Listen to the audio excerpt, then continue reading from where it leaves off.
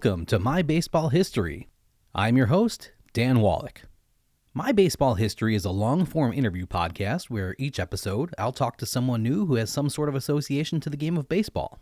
No matter who I talk to, we'll talk about how they fell in love with baseball, how their career started, and how they got to be where they are today. Today's episode is brought to you by Chicago Colby Barbecue in Albany Park in Chicago. My friend David tipped me off to this place a couple years ago when he saw an article about it in the Chicago Reader titled, "This Japanese restaurant is the go-to spot for visiting baseball megastars. Just ask Ichiro and Ohtani." David is a huge Ichiro fan, so that's what caught his eye, but the article went on to show lots of pictures of the autographed baseballs and memorabilia which fill the restaurant after nearly 30 years of being visited by foreign MLB stars. The restaurant opened in 1990, but it wasn't discovered by baseball players until Takashi Kashiwada visited when he pitched for the New York Mets in 1997. Hideo Nomo followed in 1998 while he was in town with the Dodgers to play the Cubs, and Ichiro came shortly after that. Ichiro played for 19 years, and every year of his career, he ate at Chicago Colby. In 2014, Ichiro and the Yankees played at Wrigley Field on May 20th and 21st, and on the South Side on May 22nd, 23rd, 24th, and 25th. According to the official historian of the Chicago Cubs, Ed Hardig, Ichiro went to Chicago Colby every night for steak. After going myself this past December, I can see why. In a few previous episodes and email newsletters, I've mentioned one of my own favorite holiday traditions which I've been enjoying for the past 4 years now with my friend Jacob Pomrenke. Jacob was our guest for episode 1 of season 3 of My Baseball History when we talked about his work with SABR, the Society for American Baseball Research, and specifically the work he's done with the Black Sox Scandal Research Committee. Each Christmas Day since 2022, Jacob and I, and sometimes his wife Tracy, and sometimes my mom, have gone on a mostly baseball-related walking and or driving tour of a different city in the country. This past December, Jacob, Tracy, and I hit some Chicagoland baseball-related sites and ended the day with an amazing dinner at Chicago Colby.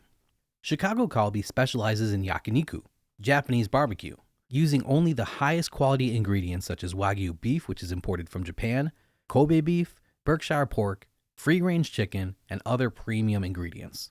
Using only a charcoal grill at your table, Chef Tezuka brings exquisite taste to every meal. He combines their famous premium sake collections with homemade side dishes which are praised from people all over the world. Every dish we ordered was incredible and cooked to perfection thanks to the fact that Jacob grilled at the table for us. But even more than the food being sensational, which it was, the hospitality was even better. Every server, every busser, and even Chef Isao Tozuka and his wife Chiyo greeted us warmly throughout the night and made it a point to thank us for being there on Christmas. It was genuinely one of the 5 best meals I've ever had in my life, and a place I am sure I will visit again. Once you go, you won't be surprised why world-famous athletes and celebrities have dined there and why they keep coming back. Chicago Colby is located at 3752 West Lawrence Avenue in Chicago. To schedule your own visit, make your reservations by calling or texting 773-604-8183. If you want to check out the menu ahead of time, visit their website at chicago-colby.com. That's CHICAGO-KALBI.com. Or reserve your table Wednesday through Sunday by calling or texting 773-604-8183. On today's episode, I spoke one more time with an award-winning American researcher and author who has spent decades learning about and telling the history of baseball in Japan, Robert K. Fitz. A former archaeologist with a PhD from Brown University, Rob left academics behind to follow his passion, Japanese baseball. While living in Tokyo in 1993 and 94, Rob began collecting Japanese baseball cards. He's now recognized as one of the leading experts in the field and has created the e-business Rob's Japanese Cards, LLC. An award-winning author and speaker, his articles have appeared in numerous magazines and websites, including Sports Collectors Digest, the Baseball Research Journal, the National Pastime, Nine, and on MLB.com. Rob is also the founder of the Society for American Baseball Research's Asian Baseball Committee, which routinely publishes articles and essays studying the history and culture of Asian baseball. But Rob is no stranger to long-form publications. He's the author of 11 books on Japanese baseball and Japanese baseball cards. In 2025, Rob was the recipient of SABR's Henry Chadwick Award for outstanding long-term contributions to the study of the game. As you can imagine, for someone who wins what is essentially a Lifetime Achievement Award, winning awards for his research and writing is nothing new to Rob.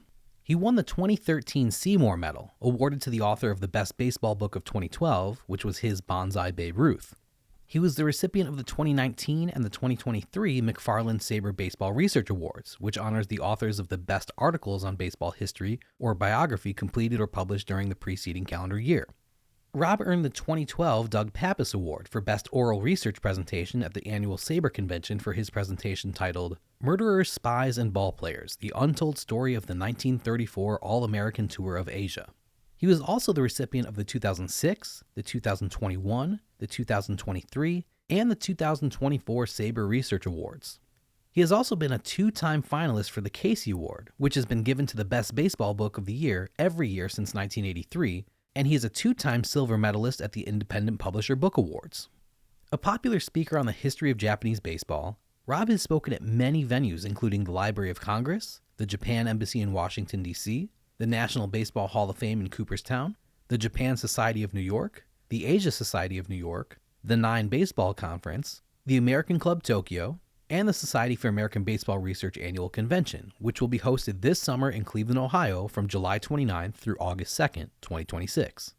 This episode with Rob has been unlike any we've ever done in the 5-season history of the show. For those of you who have been around for a while, you know that we are definitely not afraid to have long interviews. We're no strangers to episodes which last 3+ hours. But this interview with Rob just could not be contained in one episode, so we broke it up into two distinct parts that are almost exactly the same runtime. The first part, which is already available for you to listen to at shoelesspodcast.com or wherever you listen to podcasts, covered the history of baseball in Japan, stretching as far back as the 1860s, believe it or not. And we left off at about 1964. The second part, which you're about to listen to, will cover the modern game, everything from 1964 to today, with a particular focus on the in-game experience in the Japanese ballpark, if you were going to go there today. I just felt like we couldn't possibly be well informed enough to have this part of the discussion, to really understand the nuance of it all, unless we first learned what came before it so we could truly understand how the Japanese game has evolved. If you haven't listened to part 1 yet, I highly recommend going back and starting there so you can get caught up to speed. It's not essential to be able to enjoy what you're about to hear, but it will significantly increase your knowledge and help you understand many of the references Rob and I will make over the next 2 hours. Because as much as we talked about in part 1, in this episode, we covered lots of ground. Rob tells us how different the in-stadium experience is at a baseball game in Japan today compared to what he saw at the first game he attended in Japan in 1993. We find out how the American game influenced the Japanese game on the field over the past 60 years, and how it continues to do so. We learn what the average fan will eat at a Japanese baseball game, and why Rob thinks concessions in Japan blow American concessions away. And we hear the history of the organized cheering which makes the fans in Japan so famous, and makes the experience in the Japanese ballpark so different than anything that's happening in American ballparks. With all of that information and much, much more coming at you, it may be helpful to follow along with the episode's liner notes on our podcast website. If you're new to the show, don't worry. You'll still be able to enjoy this episode without the extra help from the liner notes. But longtime listeners love the photos and links we put up on the website, which will give you a better understanding of the things Rob and I are discussing and provide some context when needed. The liner notes can be found on the My Baseball History website, which is online at www.shoelesspodcast.com. If you want to follow along, head to the website where you'll see part 2 of the Robert K. Fitz episode listed first on the main page under latest episodes. Click on that and you'll be ready to follow along. There's an embedded media player right on the page, so you don't need to have multiple windows open while you listen or fumble around with multiple devices. If you want to catch up on any of our earlier interviews, you can click on the tabs at the top of the website to go back through past episodes from any of our 4 previous seasons and see a full list of everything we have to offer so far. Everything in the liner notes goes in chronological order of how we talked about them in the interview, so you should easily be able to keep your place as you listen. After the interview, we'll do a recap of what you just heard, adding some extra insight and hopefully answering any questions that may have come up as you listened. I'll also explain how you'll have a couple chances to answer a trivia question to win a prize, so stick around until the end of the episode for that too. But now, here's part 2 of my interview with the award-winning author on Japanese baseball, Robert K. Fitz.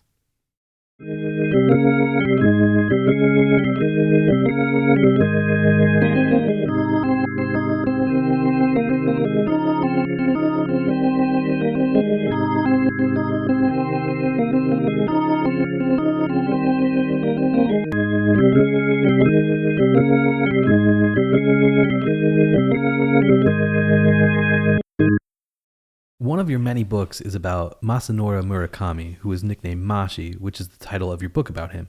Murakami was the first Japanese player to play for a Major League Baseball team. He was a reliever for the San Francisco Giants, debuting at the age of 20 in 1964. In 1965, he struck out more than one batter per inning pitched. He posted an ERA under 4, and he earned 8 saves. Following that season, however, Murakami headed back to Japan to play for his previous team, the Nankai Hawks, due to contractual obligations. His success continued in Japan for another 17 years. When do you first remember hearing about Murakami, and at what point did you decide that he was somebody you wanted to write a book about? So when did I first hear about him? I think when I knew I was going to Japan, I ordered a copy of You Gotta Have Wa.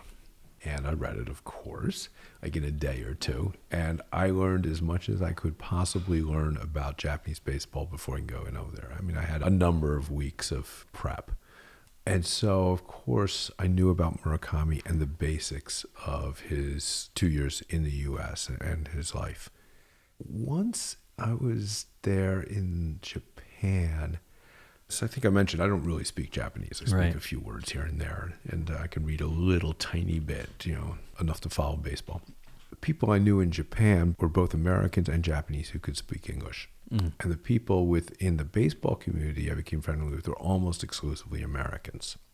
Mashi was always involved in the American baseball community based in Japan. He knew everybody. Yeah. He did broadcastings for Japanese baseball. So he was always around the ballparks. He's a very nice individual.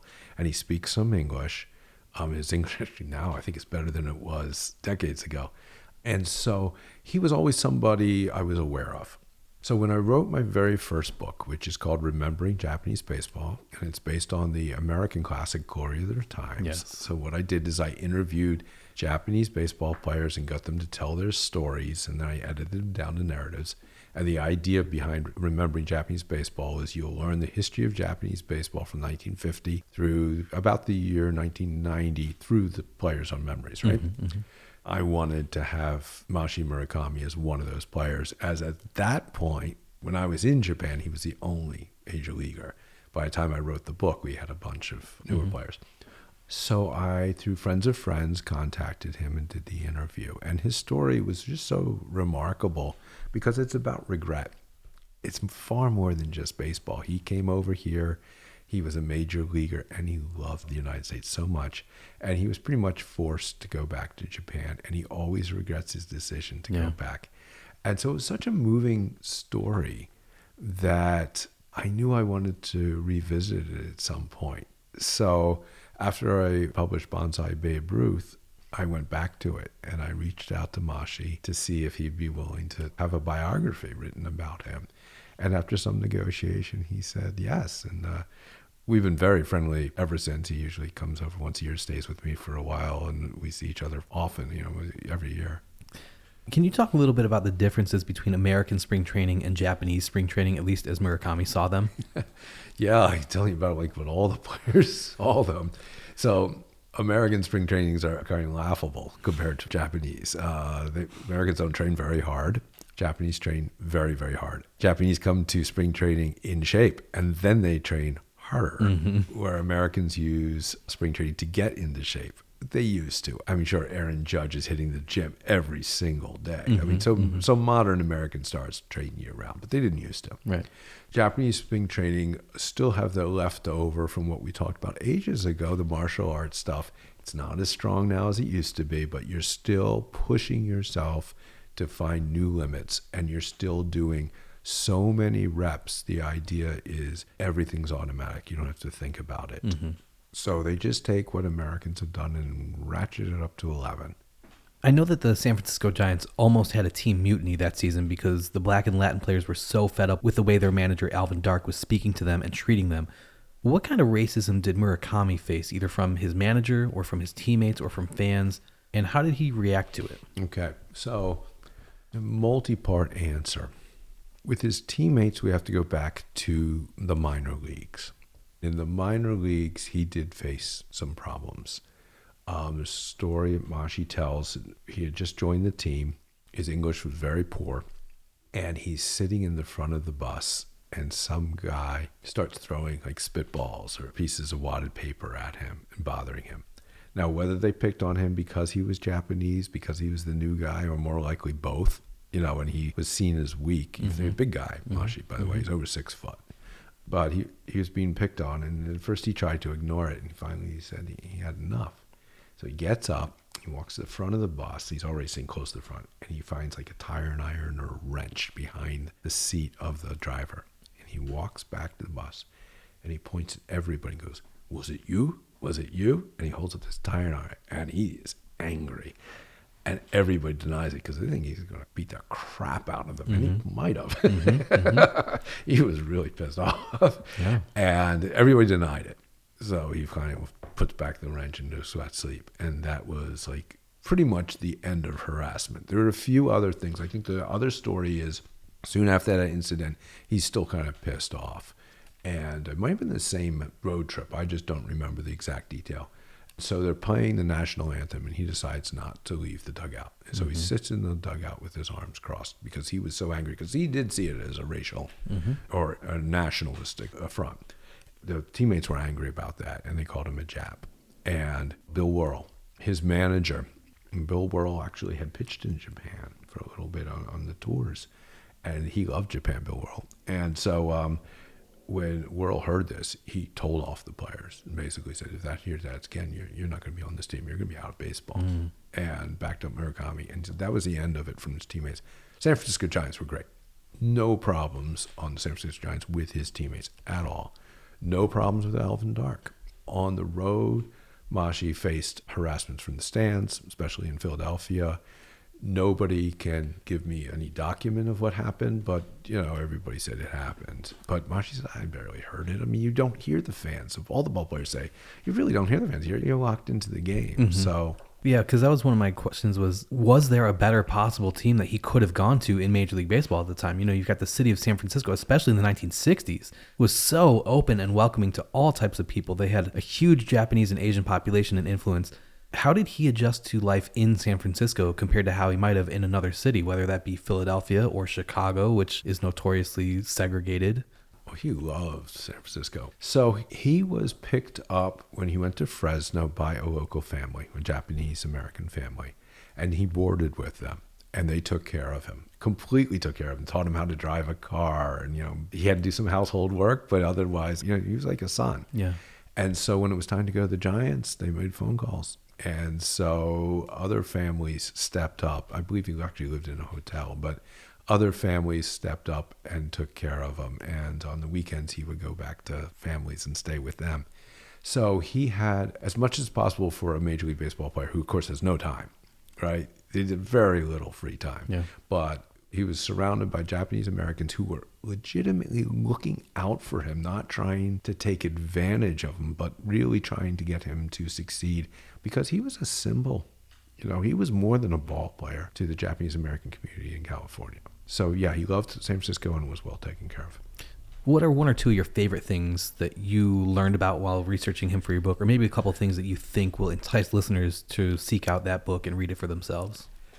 What I like about the book Mashi is really, it's the life of Murakami, that you see a young man who's 19 years old coming over to the States, and he's basically the equivalent of an exchange student. Yeah. He is an exchange student expected to pitch at the bottom of the minors for half of a season to prove his skills and then go back to Japan.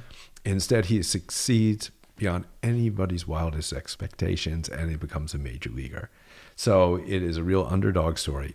But the kicker is, after he reached such incredible heights, he is forced, because of contractual obligations, to make a decision. And the decision is, does he stay in the major leagues and fulfill his dreams and his desires, or does he go back to Japan and do what he, in his own words, is the moral thing to do, and go back to his original Japanese team, which sent him here, which paid the way, to fulfill his moral duties. And that's what he chooses. But as you said, he regretted that decision. And he regrets it. Yeah. So the book, to me, I really like it because there's an awful lot of baseball in it. It's about a person and the decisions they have to make that are life-changing as a very, very young man. Yeah. And so I find it a very emotional book. Did he know at the time he was making that decision? that he was going to regret it, and he still was the power of the obligation stronger than his own desire? Yes. Yeah. In one of the last chapters, I think the last couple chapters talk about what life was like in Japan after he came back. But after he left the United States, there's a story where I believe he's hanging out with, I can't remember if it's the general manager or reporter. It's somebody who's connected with Japanese baseball very highly. And he's in a bar and he's had a little bit too much to drink, and he starts singing Left My Heart in San Francisco. And, tears are going down his face. Yeah. And the person looks at him and says, "Oh my God, you made a mistake, didn't you?" And yeah. And he says, "Do you want to go back to the Giants? We can arrange it." And he said, "I can't. I have to stay." Yeah, so he knew right away. What a shame. Despite his success in the major leagues, it took another 30 years before the next Japanese player, Hideo Nomo, played for a major league team. What took so long?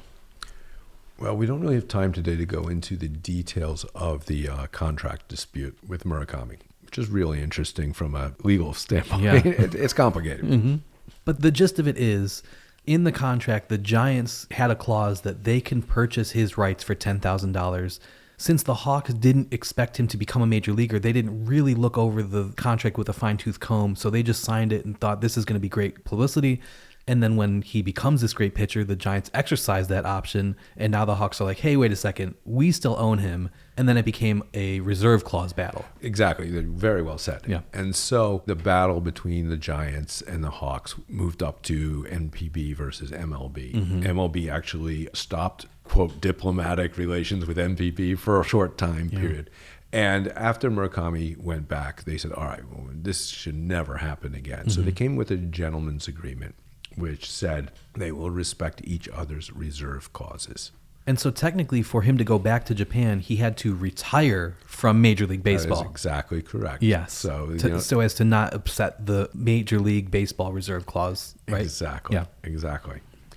So what happened was, for another Japanese player to come to the U.S., he had to also retire from Japanese baseball, which has its own reserve clause, and for the most part, with a few exceptions, has 1-year contracts, just like we did before free agency.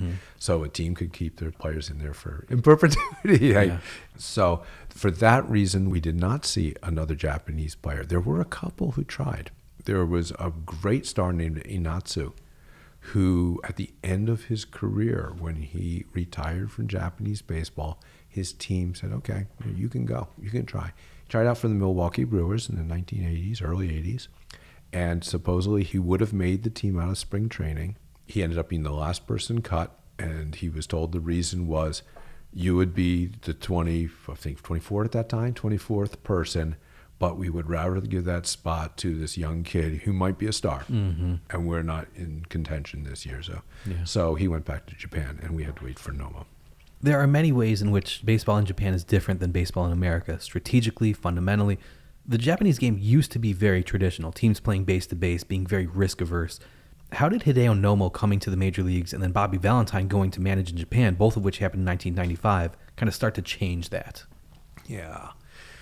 It's pretty amazing it happened at the same time. It's coincidence, and it really did change Japanese baseball very quickly. So you have Nomo coming to the States, and that in itself wouldn't have changed Japanese baseball, except that they started televising all of his games. So before, if you were in Japan, you could watch Major League Baseball now and then.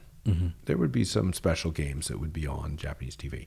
But all of a sudden, every fifth game, and I think they ended up, everybody loved the Dodgers so much, showing a lot of Dodgers games, is on Japanese TV.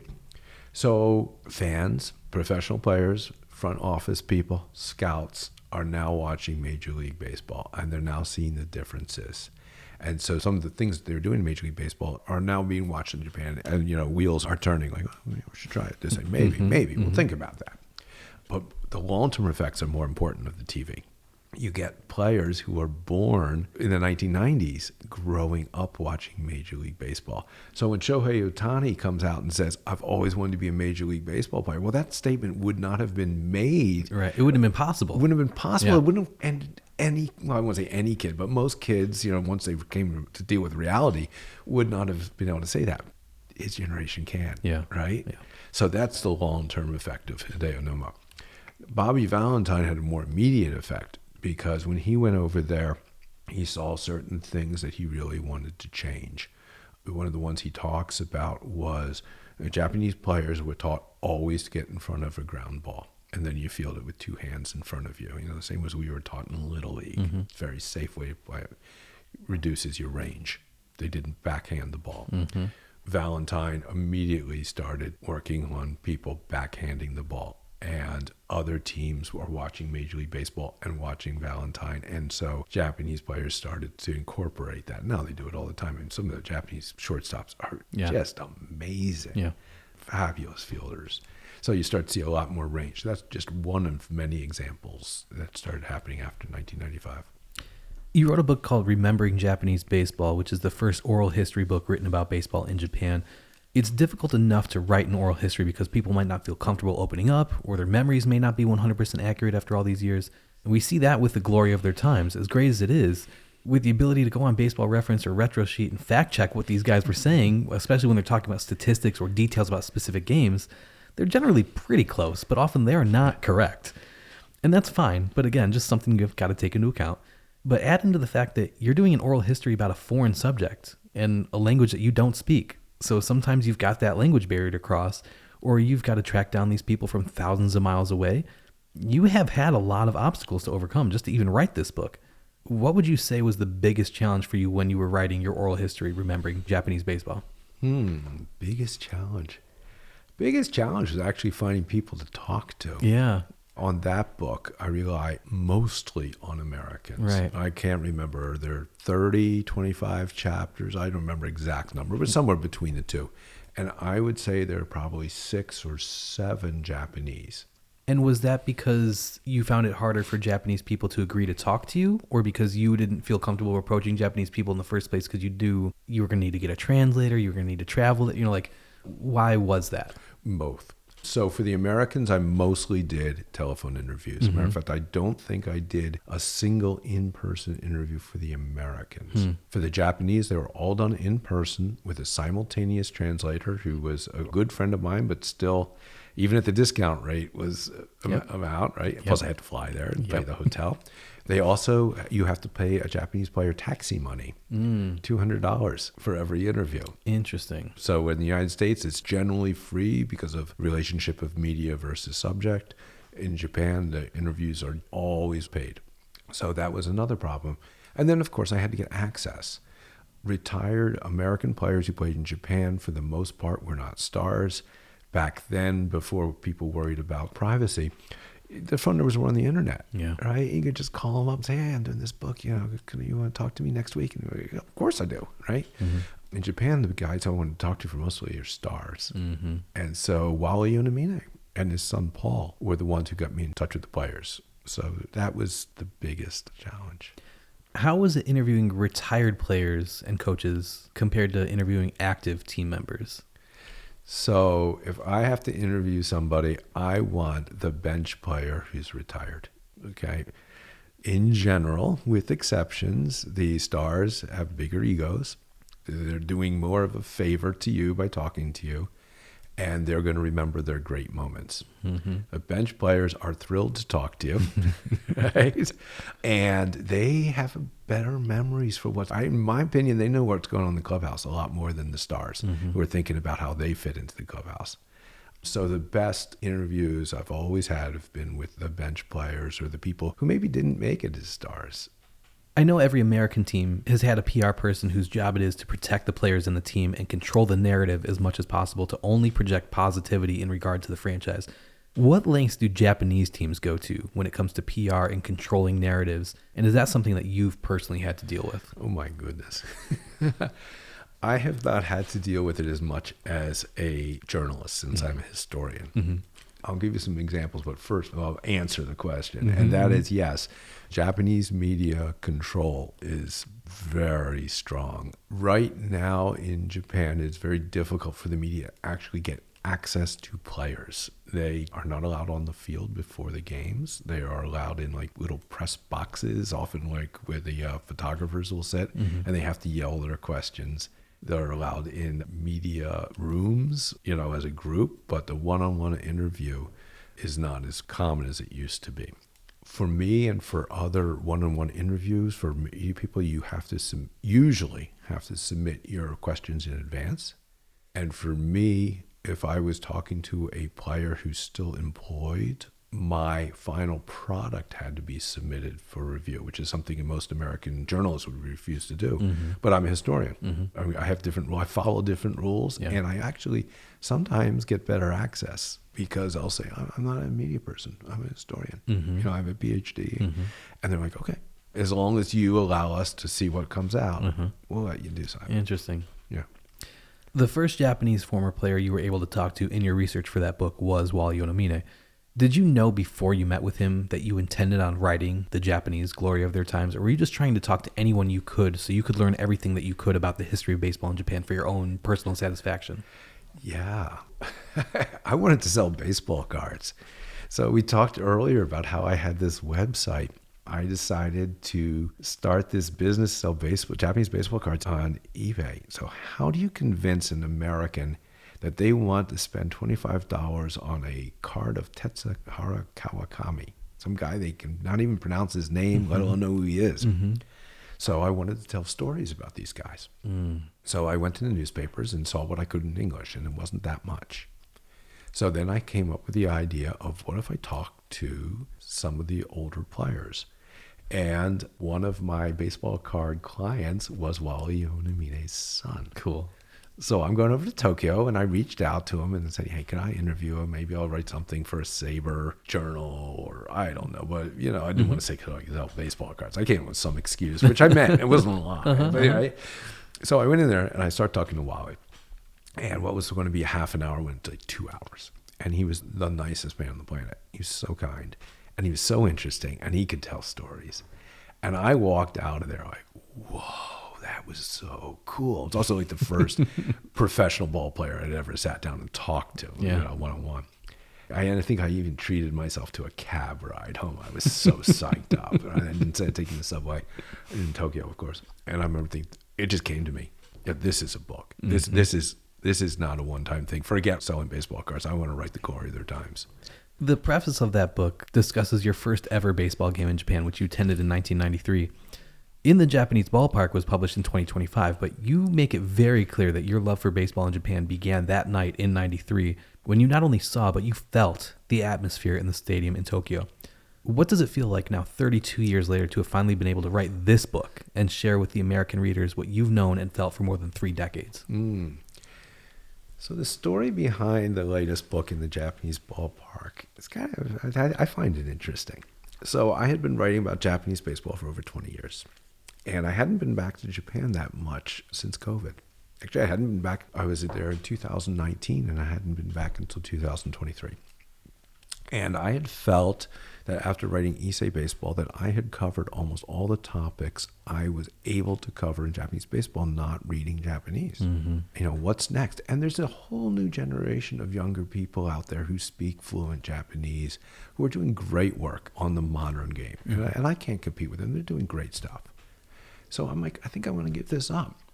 But there's a fellow named Shane Barkley who runs baseball tours in Japan. And I signed up for one of his tours. I've known Shane for years. He's a wonderful guy, great touring place. And I signed up for a tour of every single Japanese ballpark with his group. It was a make or break trip for me. I said, I will either come back with an idea or I'm going to retire from writing about Asian baseball. Game number 1. Right? I once again am enjoying the atmosphere, the fans, and thinking, oh my God, this is so much better than Yankee Stadium. You know, this is so fun. I order a beer, and in Japan, there's something called a beer girl. You don't go up and order a beer from the concession stand. A young lady in a very brightly colored costume will come, and she has a keg on her back, and she'll pour you an ice cold beer. I do that like inning 1 because it's so hot that night. And I noticed throughout the game that this young lady and several hundred just like her are running, jogging really, up and down these steep steps with these 40-pound kegs on their back. Thinking, oh my God, that's insane. What a job. I thought, what did it like to be a beer girl? And then I realized, boom, I've got an idea for a book. And, you know, it can't be about beer girls, but it's going to be about all the things that happen in a Japanese baseball stadium that we don't have. Yeah. You've said that In the Japanese Ballpark is a behind-the-scenes book about Japanese baseball that's written for both the person who is brand new to Japanese baseball and for the advanced fan of Japanese baseball. You wrote it by interviewing about 30 people who are involved in NPB, asking them about their jobs and about how it differed from that same job in the United States. Then you took those interviews and edited them into narratives. You go all the way from a former commissioner to a present team owner to former managers and players to front office types, scouts, agents, umpires, like you said, beer girls, mascots. You tried to get somebody from all different parts of the field to tell us about these behind-the-scenes stories. How did you pick the people who you interviewed? Access. Yep. That's what it came down to. It was sometimes very hard to find people. I started with my friends. So Bob Whiting, a famous author, Jim Allen, one of the famous American reporters, of longtime friends. And so I started with them. And I knew Marty Keenert, who was first American to be a GM in Japan. So they were easy. Reach out to them. They're like, of course, I'll help. And they introduced me to some people. Others, I actually went on LinkedIn and would type in things like Yomiuri Giants and then see of the people who had a English education, who had spent like a year or two in the United States, because I figured I could approach them in English. Yeah. And some of those people were like, could respond to my emails, but said, I don't feel comfortable doing this in English. And I said, no problem, I have an interpreter. Great. Right. And so once I got somebody, I might reach out and say, hey, do you know anybody else? And so through friends of friends, I reached out to some of the teams. I had some interesting experiences, two that I'll mention today. One team, for some reason, didn't want to be involved. I had reached out to one of their American employees. He said, yes, great idea. And then all of a sudden disappeared, completely ghosted on me. Dang. And I reached out to the friend of a friend who got us in touch and said, what happened? And he said, that team won't allow him to talk to you, period. Whoa. Even to the point politely saying, I can't do it. That was really weird. Yeah. That team I will not name, but they have a reputation of having very poor fan relations and just not getting it. Another challenge was finding a mascot. So the book talks about this, but there's a story behind what I was allowed to talk about because, like I said, the teams all were allowed to read the final product and edit it if I was interviewing a current employee. Yeah. So getting a mascot was difficult. One team employs American actors in their mascots. Only one team does that. So I wanted to talk to a actor from that team for obvious reasons. It's easier for me. But in the mascot world, there's a philosophy that some teams and Japanese baseball approaches, which is the authenticity of the mascot, which means the mascot's a real being. Right. Whether they be a monster or a lion or whatever, there's not a human in there. So the team said, all right, this is a really cool project. We like this idea. Well, the mascot is an alien. I can give it away. There's the carp because they end up in the book. So obviously you cannot interview the alien. Right. But we'll let you interview the mascot's handler. Okay. So during the interview, I was not allowed. I asked the questions, but they were all taken out of the final manuscript is, what does the costume weigh? How hot is it when it's 110 degrees in Hiroshima? Yeah, that was all taken out because the mascot is an alien. So that interview was a lot of fun, but I had to be really creative of how to get the reader to understand what's going on without actually saying it. Right. Since you've been to Japan a number of times and been to a number of games yourself, as these people were telling you stories about what it was like, were you sitting there going, oh yeah, I know exactly what you're talking about because I've been there and seen it with my own eyes? Or were there things that surprised even you? Oh, both. I think one of the difficulties when you do an oral history, or actually for any of the listeners who are interested in doing any sort of interview, is to let the subject speak. Even if you know or you think you know what's going to come out of their mouth next, is you can nod, you go, yeah, interesting, but don't offer your own opinion because it's not about you as the interviewer. It's only about them, right? The biggest thing in the book that surprised me, I asked everybody, and I mean everybody, including the beer girl and the usher. I asked them, what do you think about the Dodgers coming in and signing Ohtani and signing Yamamoto for what seems obscene amounts of money, and then marketing in Japan and seeming to want to take over the Japanese market? What do you feel about that? I expected an answer that an American would give. I can't believe it. They're getting in our turf, etc. No, that's not what most of the Japanese people said. Oh, I'm all for it. The Dodgers are doing such a great job, and they are marketing Japanese players as the best in the world.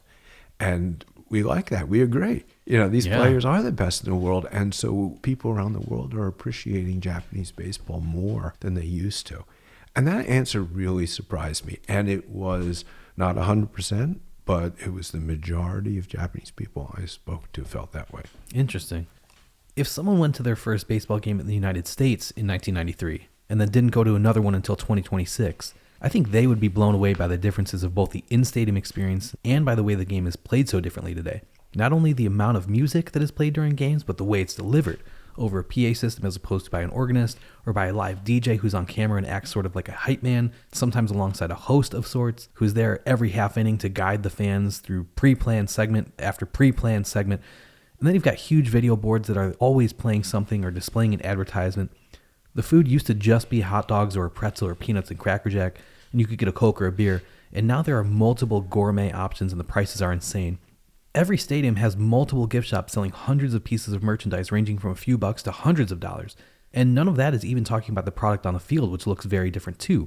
From protective gear to wild colors on the uniforms to just the way that pitchers are used, the way that they throw, how the game has devolved into the 3 true outcomes. What are the differences between the experience you had at your first Japanese baseball game in 1993 to what a fan could expect in a Japanese baseball game in 2026? That's a great question. Yeah, it's changed. But I'm going to say it has not changed as much as Major League Baseball has changed, and that's why I love Japanese baseball. Do you think Japan was ahead of its time in 93, or they just haven't changed as much? They haven't changed as much. Now, it has changed. We talked a little bit about this earlier.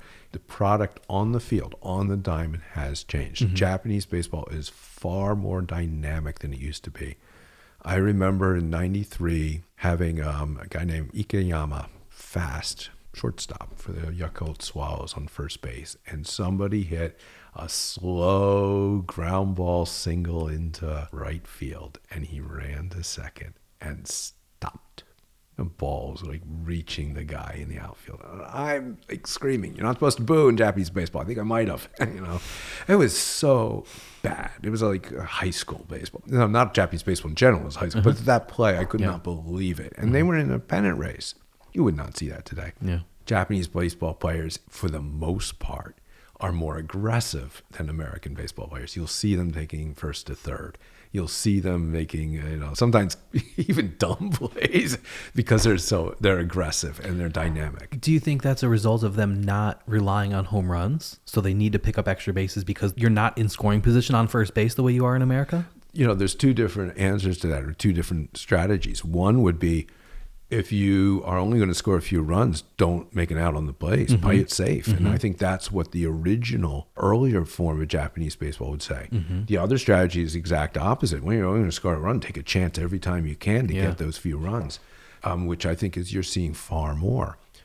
I think you're seeing influence of American baseball, or what was American baseball, of a more dynamic game that they used to play in the MLB, that they did play these last 2 weeks in WBC. Yeah. So I see that on the field. I see a better form of baseball on the field now. What I love about Japanese baseball is, in a way, I don't want to call it conservative, but it reminds me more of baseball of my youth, which is lower scoring games. I would much rather see a 3-2 game than a 14-3 game or even a 14-9 game, right? I mean, home runs are fun, but they're not as much fun as a triple or a stolen base or a really tight, tension-filled game. Yeah. And I see that more often in Japan than I see it in the United States. So that's, to me, it hasn't changed as much, and that's a good thing. And may I also say that I enjoy the merchandise. I enjoy being able to buy souvenirs. But in Japan, I feel that they haven't got quite as commercial as the U.S. And I think that's a good thing. Every time I wonder why does the Japanese marketing seem so conservative? Why aren't we watching the games on Netflix here or Amazon Prime? Why can I not buy a Japanese jersey in a store in Times Square? All the things as a fan of NPB that I wish, if they come about, would actually take away, I think, from the experience of NPB and make it more like MLB. Mm-hmm. We've had hot dogs and peanuts and Cracker Jacks and draft beer for 100 years in the United States. Are concessions similar in Japan? What does the average fan eat and drink at the games? My favorite is fried octopus and fried chicken. Karage, fried chicken is amazing. Get it at every ballpark. Fried octopus, known as takoyaki, is absolutely amazing. It's inside a battered ball of fried dough. It's so good. And the sauce is amazing. Those are the real typical. And yakisoba, fried noodles. Yeah. Those are what you have traditionally. But pretty much all the ballparks have bento, Japanese box lunches, and local delicacies. And the food at Japanese ballparks is, so much better than the American ballparks. And I'm even talking about some of the best American ballparks. Unless you only eat sausages or something, the food there is amazing. It seems like a big part of the American stadium experience now is centered around the food and concessions, and that every stadium tries to have their own signature item that they are famous for. Have Japanese teams and stadiums kind of started to take that same approach? I'm going to say no, but they do have kind of local favorites. So the newest stadium is up in Sapporo, outside of Hokkaido. It's a gorgeous, brand new stadium, state of the art. And they have a lot of Sapporo traditional food. There is a mutton stew, which is delicious, that you can buy at the ballpark. And they actually, just like Yankee Stadium, they have an elite special ticket buffet downstairs. Yankee Stadium buffet is not bad. Oh my goodness, it's night and day. The one down there, fresh ingredients from Sapporo. It's like, I love baseball, but I don't think we were definitely down there when the game started. Still eating. It was so good. So yes, they're becoming more like the U.S. that way, but I don't recall as many signature items. You mentioned them earlier, but tell us a little bit more about the beer girls, because that's a job that wouldn't exist in the same way here in America based on their ages and the way that they're dressed and kind of presented, even to the point that within the past couple of years, they've had to change the rules about you can't take pictures in the stadium anymore of employees of the stadium. Tell us about that whole thing. So beer girls are fascinating. They really are. They're young ladies who, like I mentioned before, they wear a certain costume as a dress, which includes a very short skirt, brightly colored, that shows off what beer brand they're doing. So Yellow's Kirin, for example. Even across ballparks, but certainly within a ballpark, all the girls are selling this particular brand will be wearing the same costume. Beer girls can be as young as 16, but they're usually college age. Drinking age is 20 in Japan. To get a job of a beer girl, you actually apply online. They don't have pictures or anything like that. But in general, beer girls are attractive young women. And they can become like semi-local celebrities. There are even some stadiums don't have trading cards, but they have like tickets with the pictures of the beer girls on. So I think they draw a lot of attention for their physical looks. And I think a lot of the young ladies use it as a jumping point for like Instagram celebrity status and stuff like that. Are they allowed to take pictures of themselves in the stadium? Oh, that is a great question. I would suppose so. I think they do, but I don't know that for a fact. Yeah, because if you're trying to be an Instagram famous model based on your beer girl status. Yeah, that's a great question. I really don't know. The two beer girls I interviewed both speak Japanese and not English, so I can't send out a text and ask them. I mean, I guess we could just check their Instagrams. Right? We could, or I could find someone to do that for me. That's a great question. There have been some harassment problems with the beer girls and even some stalking. Nothing violent that I know of or that I've heard of, and I've asked. So the NPB has come up with a rule that you can no longer take pictures of any employees, but they're really targeting the beer girls. And one of the reasons is Japan's privacy laws and mores, more importantly, their culture is much stronger than ours. I have a nice camera with a big zoom lens, and I like to take pictures of Japanese ballpark for the fans, just to capture the atmosphere. And I'm kind of on shaky ground there because I'm taking pictures of fans. I try not to do close-up portraits or anything like that. I try to do general stuff. But even that is pushing it in Japan, where it would be okay in the United States. Mm-hmm. There was a general feeling that the beer girls are not signing up for having their pictures taken, but some of them will still let you take pictures if you ask, or will pose with you. It depends on the person. I grew up in Chicago, and some of my friends were vendors at Wrigley, so I know how much money the good ones can make working for a major league team. How much do the vendors in Japan make? So the two I interviewed, they get a base salary. For one girl, it was 1,000 yen an hour. Japan has had very little inflation. It's just getting it in the last couple of years. So 1,000 yen, when I lived there in 1990, was at $10, and it had the buying power of $10 up until a couple of years ago. That's not bad. Mm-hmm. That's the base pay. Well, they don't get tips anywhere in Japan. Uh-huh. So what they get paid, I think at one stadium was 30 yen per cup of beer sold. And they'd sell between 100 and 200 cups of beer. So they're walking away with the equivalent of $100 to $150 per pay. And they're college students. Mm-hmm. That's not bad when you're in college. Mm-hmm.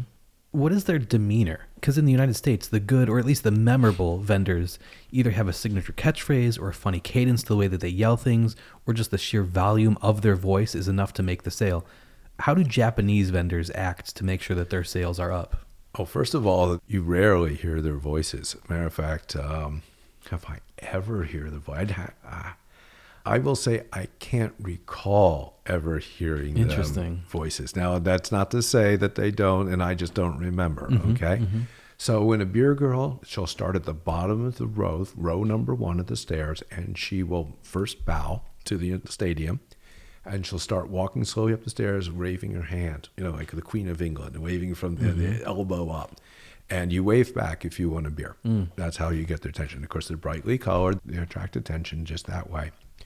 The transactions aren't loud, but a good beer girl will engage in small talk because they want repeat customers. Yeah. They want the experience to be pleasant for you because that's part of their job is to make it a pleasant experience. But they also want you to remember, oh, she was so nice. Yeah, I'll look for her next time as well. Mm-hmm. And a lot of the girls will pick up on who's a season ticket holder because then you can establish a relationship and they might wait for you to get the beer for the next time too. Yeah. So there is a personality that goes on for a good seller, yeah.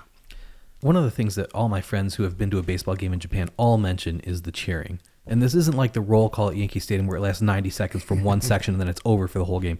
Can you give us a brief history of kind of the organized cheering that fans do and of the songs? Like, how did that start? Okay, so the organized cheering groups are called Oendan. And I'm going to actually start kind of now and then go backwards when I answer your question. So the way an Oendan works is they're a club. There are usually multiple clubs in the cheering sections. The Oendan are in left field for the away team, right field for the home team, usually in the bleachers.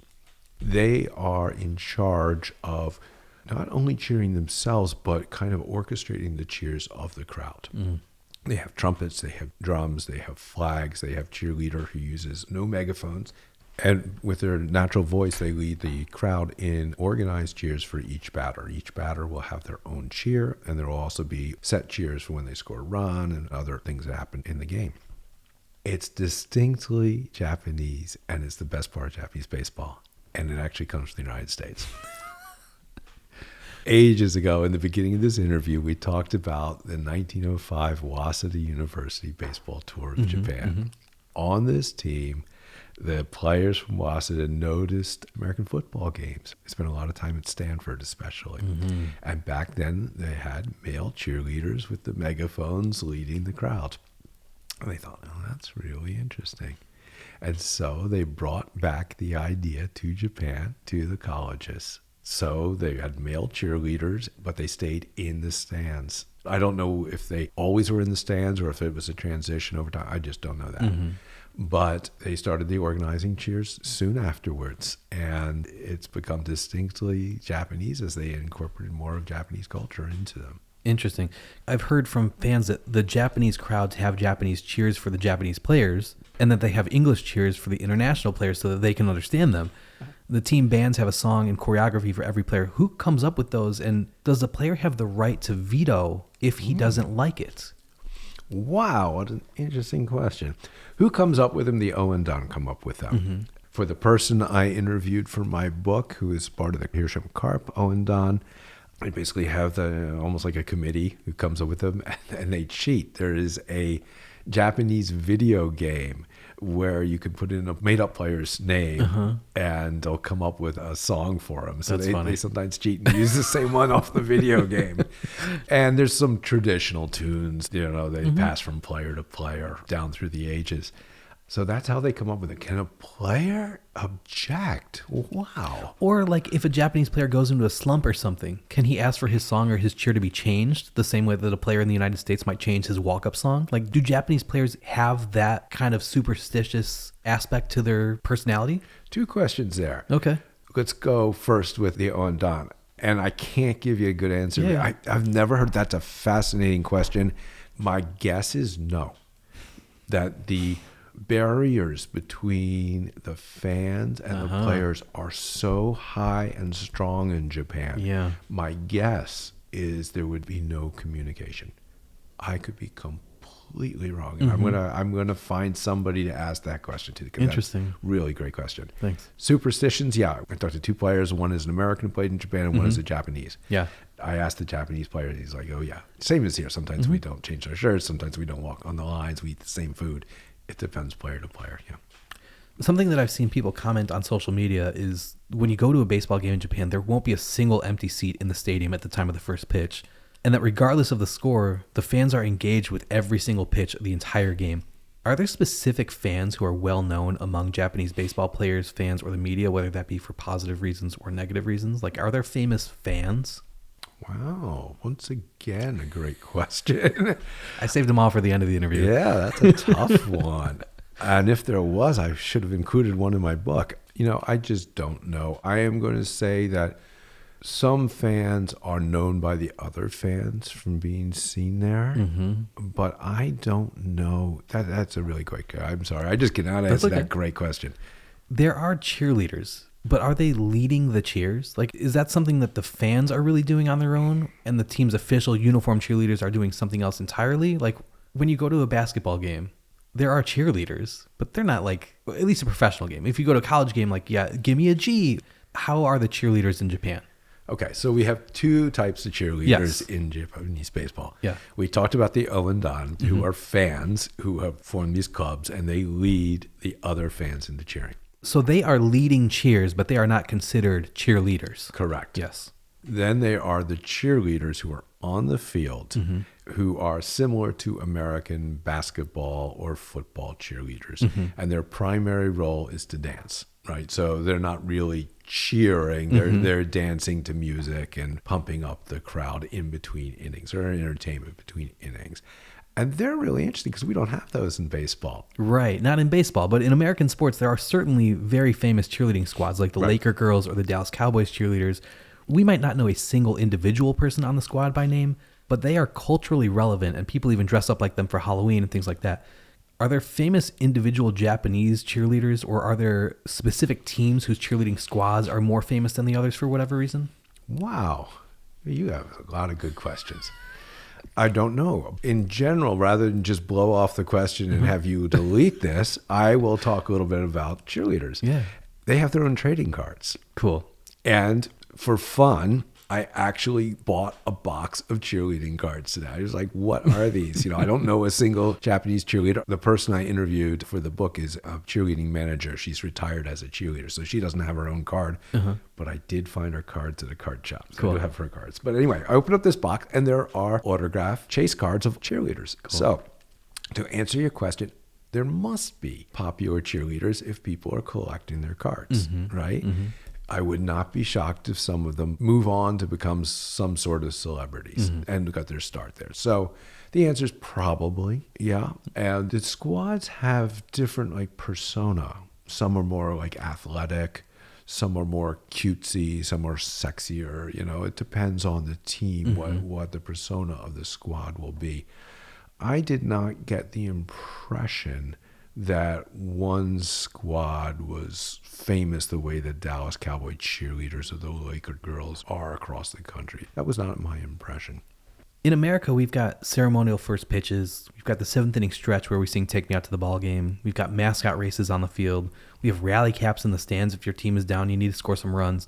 Does Japan have either those same traditions as a part of their ballpark experience, or ones that they have developed on their own that are unique to Japan? Yeah, Japan, most of the teams have their own traditions, but a lot of them are taken from U.S. baseball. They have a first pitch, but I'm pretty sure it's not every game. I'm pretty sure that they have a first pitch under certain circumstances, opening the season, certainly. That's the way it used to be in America until it was like, now you can sponsor it. And now there's 14 first pitches every game. Yeah, no, I have not seen that. So one of the things that's interesting in Japan, non-players are not allowed on the field. I mean, you'll have the grounds crew that are on the field, umpires are on the field, right? And coaches, et cetera, trainers. But if you're not part of the team, you're not on the field. Like media's not allowed down there. Private people aren't down there. Trust me, I've tried to get on the field. Yeah. One of the exciting things about the opening series in Tokyo was that the field was open to the press and VIPs. So I got down on the field, and the other people who, some of these are pretty seasoned writers. These are important people in our field, and they're like, the field is Tokyo Dome. I haven't been down here for 3 years or 4 years. So it was a lot of fun meeting people, and so it was a lot more social than I think a lot of people in Japan are used to being on the field, and mingling was like a big party for the non-players, right? Cool. But anyway, so that's before the field. Traditions, yes.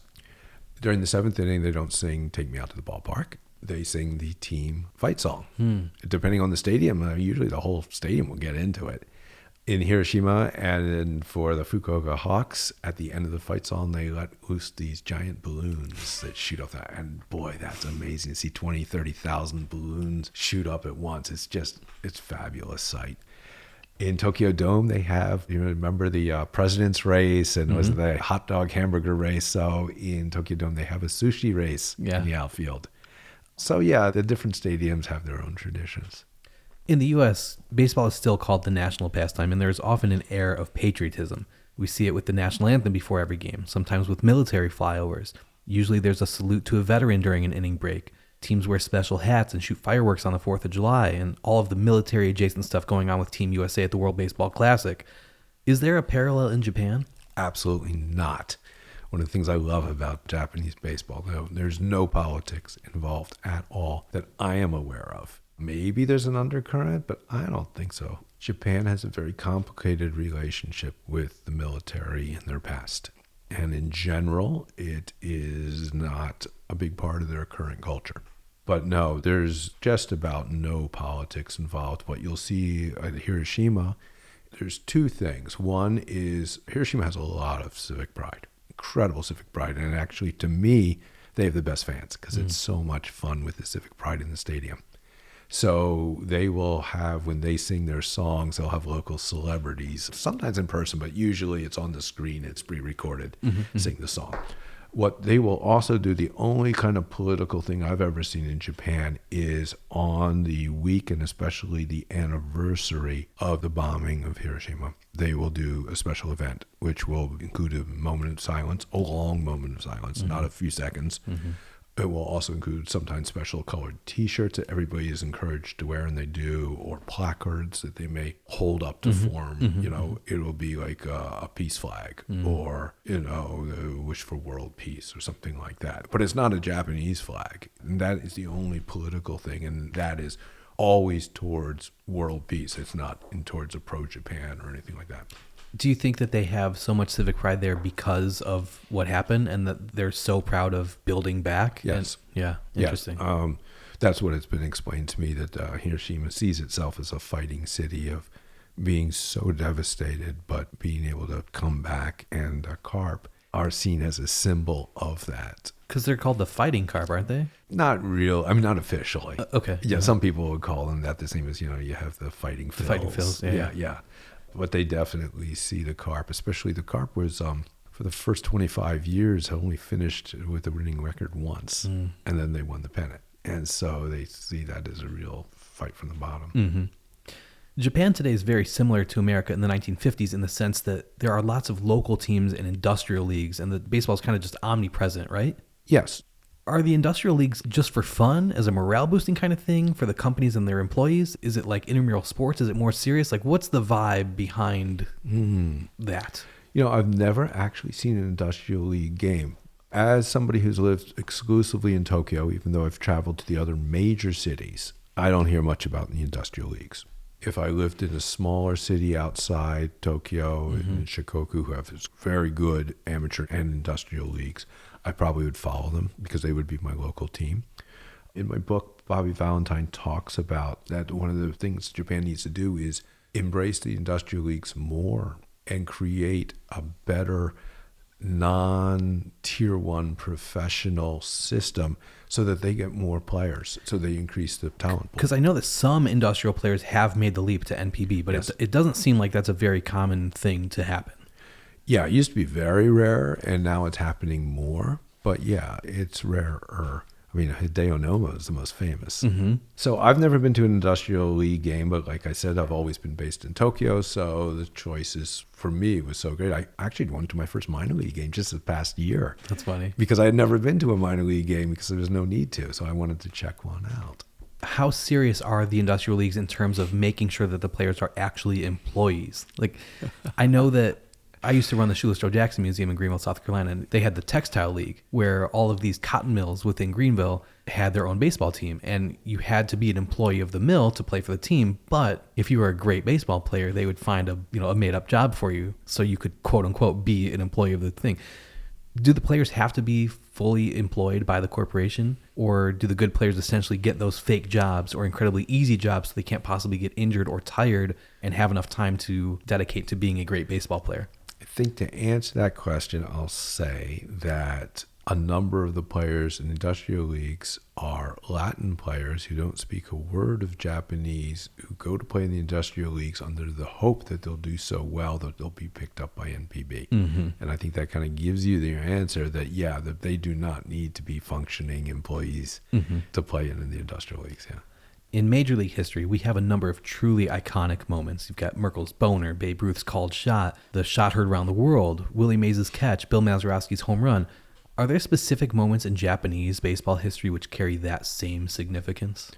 Yes, but I think there are fewer. So the most famous one that I can think of is Shigeyo Nagashima, 1959. The Emperor of Japan went to his first baseball game. Yeah. Right? Of course, it was Tigers-Giants. Murayama is pitching for the Tigers, and he's their ace, and he's doing fabulously. And in the bottom of the ninth, of course, up comes Shigeyo Nagashima for the walk-off home run. That is the most iconic play ever in Japanese baseball. Now, I lived there, of course, in 93, 94. What happened from 94 till the present, I'm actually not as aware of as I knew the past. Because when I was in Japan, I was able to study the past and like every single season, really get into it. But then once I moved here, it was actually harder, partly because of my life. We had kids, I had other things to do, but also because I wasn't there in person. So I'm sure there's other iconic moments that I am unaware of in the last 20 some years. Yeah. What about entire games which are seen as legendary? In Major League history, we've got Game 6 of the 1975 World Series, Game 7 of the 91, Game 6 of 86. And honestly, I think 20 years from now, we are still going to be talking about Game 7 of the 2025 World Series. Are there legendary games in Japanese baseball history which people talk about years after the fact? I'm not going to be able to answer that question, but I want to turn my non-answer into another answer. Here's why I can't answer that is because I don't read Japanese and because I'm not there to talk to people. I don't know what they feel like, right? I know there are books written on the greatest games ever. I would say that's far more applicable to Koshien high school baseball, where you have, a very famous game. Was it Tanaka and Sato? I'm trying to remember. Oh my God, I don't remember. I'm so sorry. But high school baseball games are remembered and talked about like that. I don't get the feeling that the Japanese games are talked about like that, but Japanese baseball fans have a different approach to the past than we do. It's not so much a cultural difference. It's kind of a non-interest. part of being a baseball fan is knowing the past in the U.S., right? And I'm building this whole interview on we can't talk about your new book without knowing the entire past. Exactly. Yeah. Exactly. And every true baseball fan that I've ever met can talk about Babe Ruth and Lou Gehrig and Ty Cobb and have an opinion of who was better, right? And really understands the history of the game.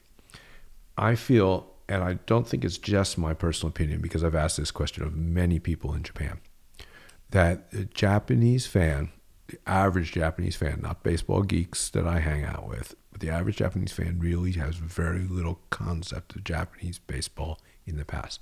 They know who Shigeru Nagashima is. They'll probably have heard of the Emperor game. They know they may have known Kaneda, but they're not going to tell you what happened in 1950 and who won. They're not going to even remember the stars from 62 or 61 unless it happens to be their team. So in 62, Hanshin Tigers won, and there's a Hanshin Tigers museum that's amazing. If you go to Osaka, you've got to check it out. Cool. And so Hanshin Tiger fans will know that. But if you're from Tokyo, you probably don't remember who won in 1962. Interesting. So there's a really different approach to the past. And as a result, old-timer games are not as popular there as they've been here. Do you think that that's because they are not a team sport culture? Like, do they know who the sumo champion in 1906 was? Oh, no. No, I'd be shocked. Okay. I'd I don't be know. shocked. Yeah. I think there's certain cultural icons in pro wrestling and sumo who people of a certain generation would certainly remember from their childhood and going back. And some younger people might have heard their names, but less so with the younger generation because it's a completely different digital approach. I would say that the average serious fan in Japan is not as into reading history books about baseball as they are here. When you go to the many, many bookstores in Japan, and they're large sports sections, much larger than ours, they're mostly about Ohtani. But other than Ohtani, they're mostly about current players or recently passed players. And to take it one further, a couple years ago, there was a fan base contest to name the 20 most important players in Japanese history. All of them were modern players, with exception of O and Nagashima, who I still consider, because I'm older, a modern player, right? We've seen the greatest shortstop of all time is somebody who retired a few years ago. You know, like people aren't looking back in the 70s and 60s because they don't even know who these guys are. Yeah. Fukumoto is not on that list, right? That's how ESPN operates. In the United States, there have been pretty distinct eras in baseball history. You had the early game from like the 1830s and 40s until the 1870s or so, then a more developed version in the late 19th century. Then you had the modern era, which started in 1900 and had the dead ball era for the first 20 years or so. Then you've got the pre-integration live ball era, then post-integration. Then you had the relocation and expansion era, and then you kind of had the cookie cutter stadium era where lots of fields were AstroTurf, then the steroids era, the Moneyball era. Now we're kind of in the StatCast era. Can the history of Japanese baseball be segmented into eras like that, or is it not kind of looked at that same way? Well, I think it is, but it may be because I'm trained in the U.S. I mean, so I have thought about writing a history of Japanese baseball book many times, and I would certainly break it up into eras. And you have the 19th century, you have the early 20th century. We talked about Waseda and KO. You have the professionalization of amateur baseball in the 30s. We talked about it. And then we have the professional leagues, and we have the post-war. We have the Yomiuri Giants 1960 O.N. Cannon. Then we have their post team where all of a sudden the Giants were not winning, and the Carp and the Braves and the Fighters, all these different teams started winning. And then we start seeing the 80s and the 90s where foreign players are dominating the Japanese leagues. And then Nomo comes over, and you got Bobby Valentine, and we start seeing another shift. So I see it as distinct units, and I just went through them right there. And then, of course, we now are in the Ohtani era, which is completely different from before. So, yeah, I see it as an ever-changing way of approaching baseball in history. When it comes to the construction and the layout of the fields themselves, why does Japan and NPB have outfield fences that are almost all a constant arc, foul pole to foul pole? U.S. ballparks have all kinds of crazy angles and asymmetry, even if it's artificially manufactured at this point. But that doesn't really seem like something that happens in Japan. That's a very interesting question. I think with the American game, the field dimensions used to be based on where you could fit your stadium, wherever you could find a lot to play. And so I think a lot of that has just been ingrained. And now when a team builds a new stadium 20 miles outside the city center, they still incorporate those old things because that's just what American baseball is. Mm-hmm. But maybe in Japan, first of all, if the first stadiums might have been domes, like the first major professional stadiums might have been domes, or if they were constructed with the intention of just being a baseball field, you didn't have those kind of lot restrictions. Right. Yeah. I'm just spitballing here. I don't know what the answer is. I wouldn't have asked the question if I knew. I don't know the answer either, but you're right. Even on the newer stadiums, I can't picture the new stadium in Hokkaido well enough to see if there's a nook or a cranny out there. There might be, I just don't recall. But the other ones really are straight across. There is two things going on in Japanese baseball that as Americans we are finally embracing, although I think it's a negative thing. One is safety and the one is separation of the fans from the players. As long as I've been in Japan, starting in 93, there have been netting across the infield, very far netting. It's almost impossible to get hit by a foul ball. I mean, if it goes straight up and then down, which occasionally happens, right? So that's done for fan safety, and that is a good thing that it's being done in the U.S., even though it's not as much fun. The casualties is just, that's something you shouldn't even play with. Right. But in Japan, there's also, like I said, a separation between the fans and the players. They don't interact with the fans as much as they do here, and they are interacting less and less every year with the fans in the U.S. They're the players. And there used to be like a Yankees Fest where you go down and meet the players. I don't know if there is one anymore. I certainly don't hear about it. I doubt there are judges there, right? That's normal in Japan. Some teams do have them, but I think they're harder to come across. In Hokkaido, the Nippon Ham Fighters are very good with relations with the fans, but most of the teams are not. Something I found interesting was that, especially in the 1980s and before, many of the Japanese umpires were former ball players who were often asked toward the end of their careers if they wanted to become umpires when they were done playing. As we are starting to kind of see the rise of ABS and seemingly a push toward a less human element in American umpiring, what is the current state of Japanese umpiring? Well, so in Japan now, you do have to go through an umpire school the way you do here. I actually just heard a paper about this the other day at the 9 Baseball Conference. And so now we're down to one umpiring school, which most people would say, oh my God, we need more. But the kind of thought of the person talking was, well, no, MLB is very happy with this because now they can get even more conformity in the umpires that are selected as people and also in the strike zone. Japan does have a different strike zone than the United States. I understand it is lower.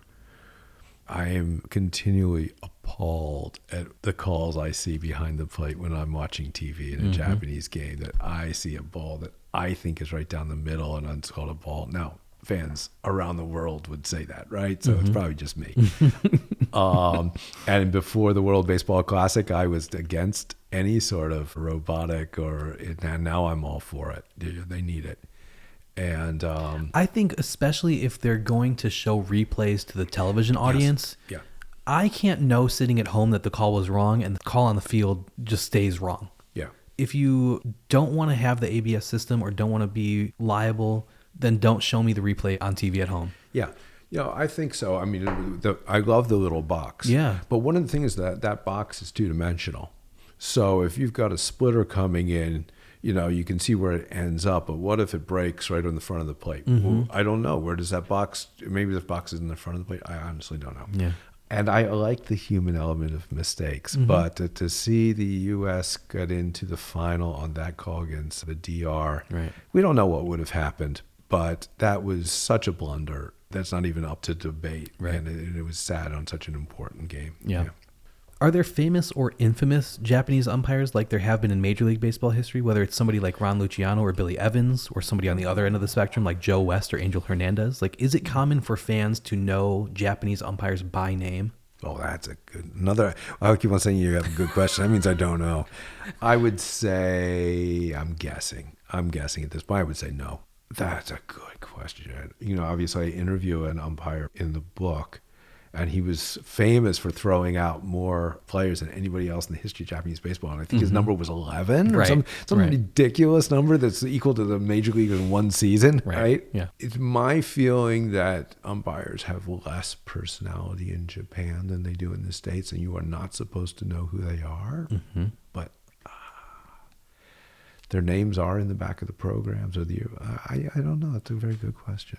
How much of a following does the Japanese national team have compared to the teams in NPB? Like, what kind of viewership or engagement did the Japanese team have during the World Baseball Classic, or might they expect during an Olympics, compared to what an average game for like the Yomiuri Giants would have? So, Samurai Japan is extremely popular. Samurai Japan has a lot of fans that don't really follow other baseball teams. Now, having said that, the fan base of many of the teams, Hanshin Tigers, Hiroshima Carp, is just incredible. So there are many people out there who prefer their local team to Samurai Japan, but there are many people who think Samurai Japan is the ultimate, right? And the other stuff is just not as important. So it is different from the United States. I think it's a lot more similar to international soccer. I mean, a Liverpool fan's going to want Liverpool to win, right? But most of the fans in England would rather have England win the World Cup than their local team, right? I mean, and there's so much variation. But yes, Samurai of Japan is extremely important to Japanese baseball, far more than it is in other countries. Cool. March 8th, 2026 at the World Baseball Classic marked the first time in nearly 60 years that the sitting emperor of Japan attended a pro baseball game. On November 6, 1966, Emperor Hirohito attended an exhibition game between the Los Angeles Dodgers and a team of Japanese All-Stars, which Japan won 11-3. The posthumous name for Emperor Hirohito is Emperor Showa, and he reigned from 1926 until 1989. The first pro game attended by an emperor was when Emperor Showa and his wife watched the game between the Yomiuri Giants and the Hanshin Tigers in Tokyo in July of 1959 that ended with, like we talked about earlier, that Nagashima walk-off home run. He attended his first public baseball game on August 11th, 1947 at Tokyo's championship match, known as the Emperor's Game. This event featured the Gifu team and Dai Nippon, where he interacted with players, making a symbolic shift in the imperial role during the early Showa era. Figures like Shigeo Nagashima became symbols of Japan's economic growth during the Showa period, which marked the rapid expansion of baseball as a major cultural force in Japan. The new manager of the Chiba Latte Marines has said he's going to return to Showa-era style practices. How were practices and training camps run in the past, and how are they different from what's generally done today? Okay, wow, that's an interesting statement. So in the past, we talked earlier about the martial arts approach to baseball. And although that approach has been watered down with every subsequent generation since the 1890s, Japanese baseball, as I'm sure everybody's aware of, has a reputation of practicing harder than U.S. baseball and pushing people to the physical and mental limits during practice, right? So an approach of going back to Showa baseball would be, a conservative approach that the past was better than the present, and let's go back to pushing people really hard. Let's go back to throwing 100 pitches per day in practice. Let's go back to the 100 to 1,000 swings. And it's just, to be honest, I'm going to say it's stupid. And I'm going to say this too. Chiba Latte Marines was the one that I wasn't allowed to talk to, that they went from a progressive team that went out and hired Bobby Valentine and front-thinking economics people. One of the people I interview in my book, Araki-san, was the head of Deutsche Bank Japan, and they hired him into baseball. He worked with Bobby Valentine hand in hand to make the Marines like a very progressive team. And something has happened, and there are a reactionary team now and dooming themselves, in my opinion, to become bottom dwellers and probably in severe economic problems. And so of all the teams to say that, well, that doesn't surprise me. And I think it's a horrible idea. So there's my editorial. Yeah. How does the NPB schedule work? How many games are in a Japanese season? Do they play interleague games, or is it totally separated between the Pacific League and the Central League the way that the AL and NL were before 1997? Like, how does the schedule work?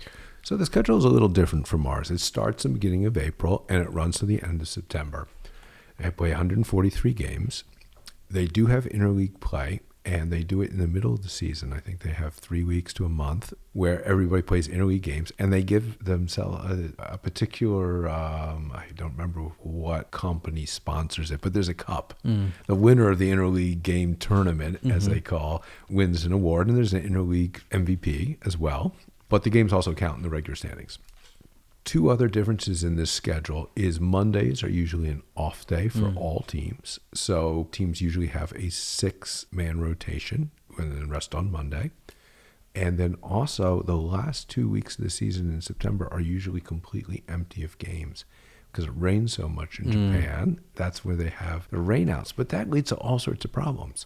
So if you're playing in a dome and you're particularly lucky, you could potentially have no or 1 or 2 rainout games. Yeah. And you have almost 3 weeks off before the playoffs, which is horrible. Right.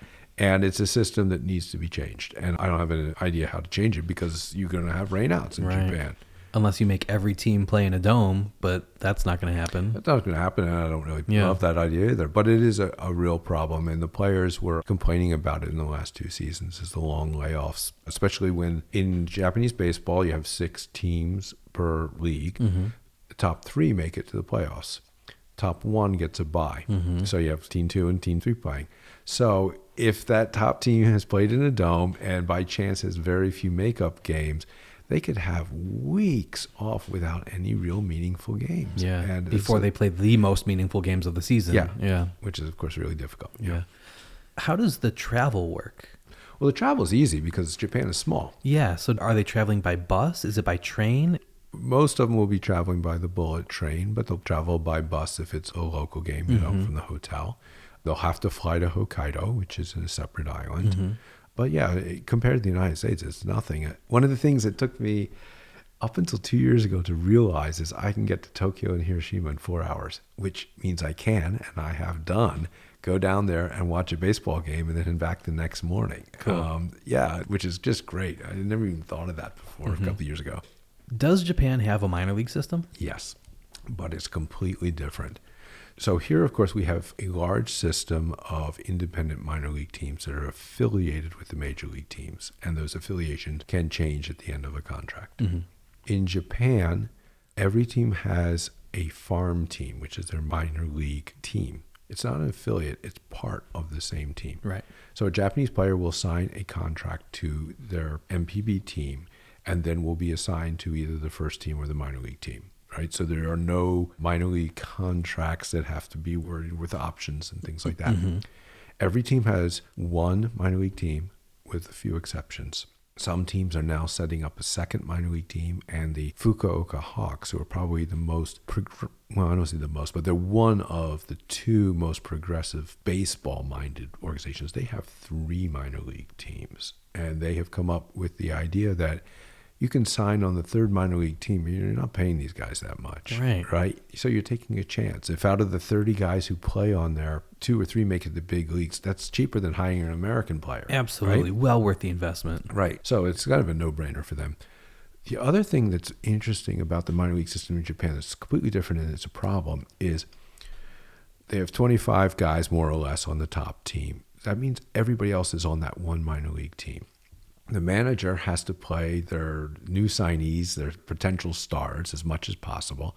And they also have to play players who might get called up in sort of an injury as much as possible, which means those people who aren't top draft picks or about to make the majors aren't going to get game experience. They're going to sit on the bench sometimes for years, right? And they're not going to get much better.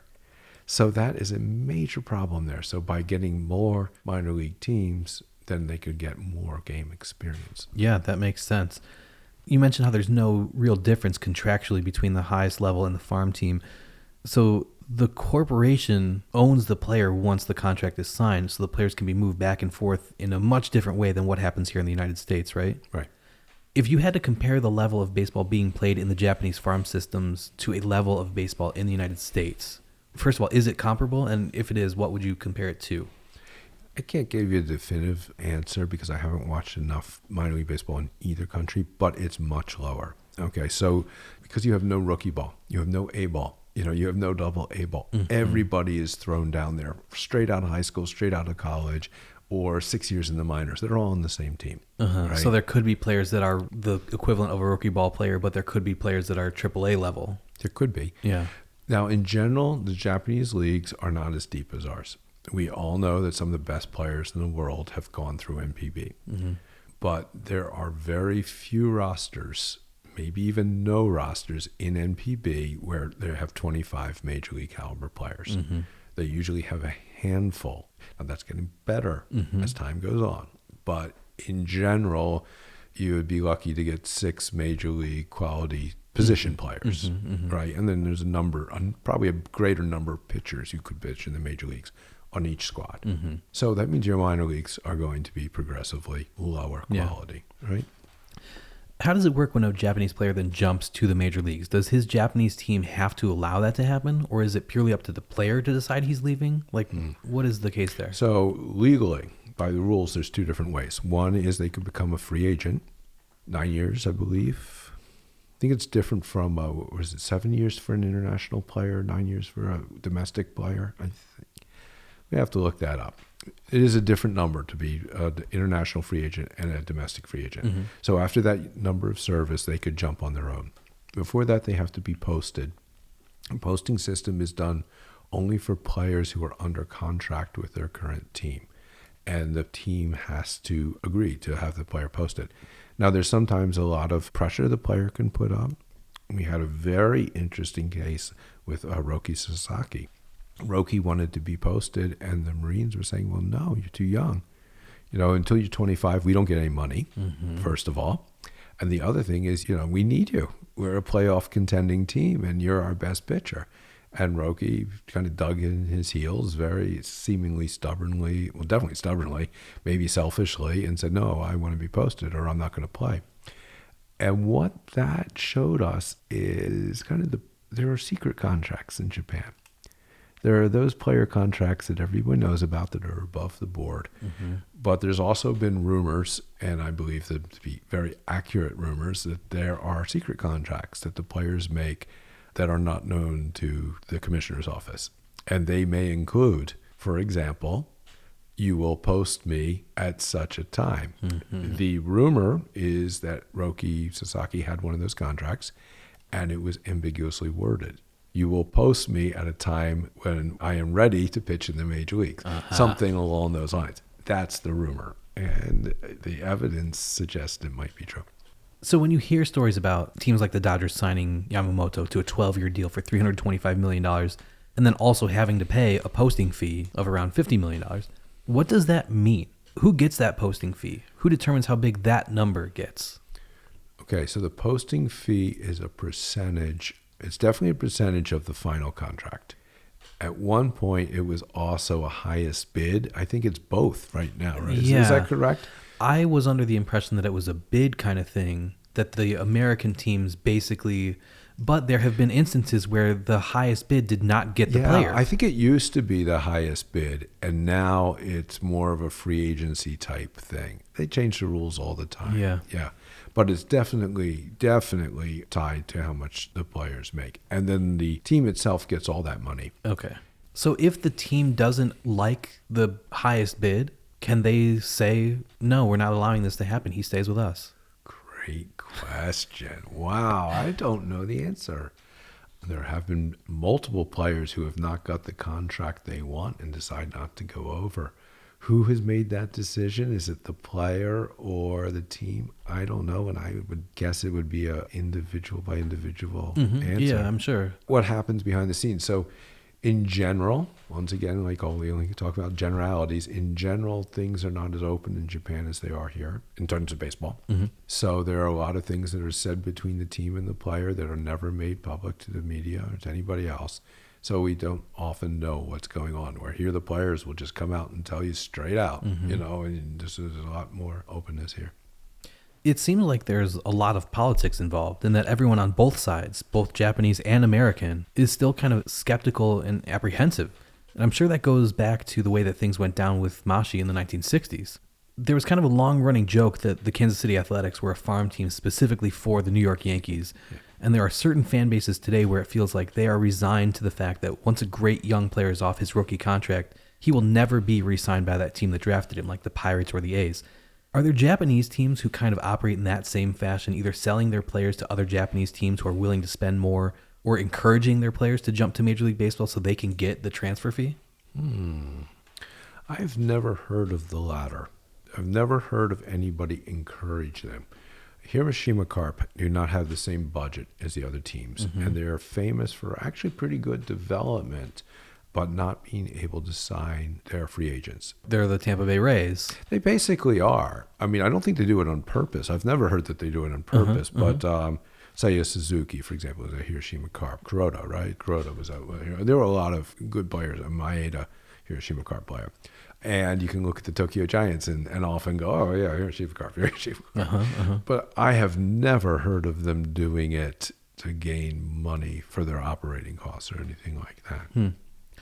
We've kind of alluded to this already, but Major League Baseball teams are usually owned by a wealthy individual or a group of investors. But Japanese teams are generally owned by parent corporations, which use the teams to promote the parent companies.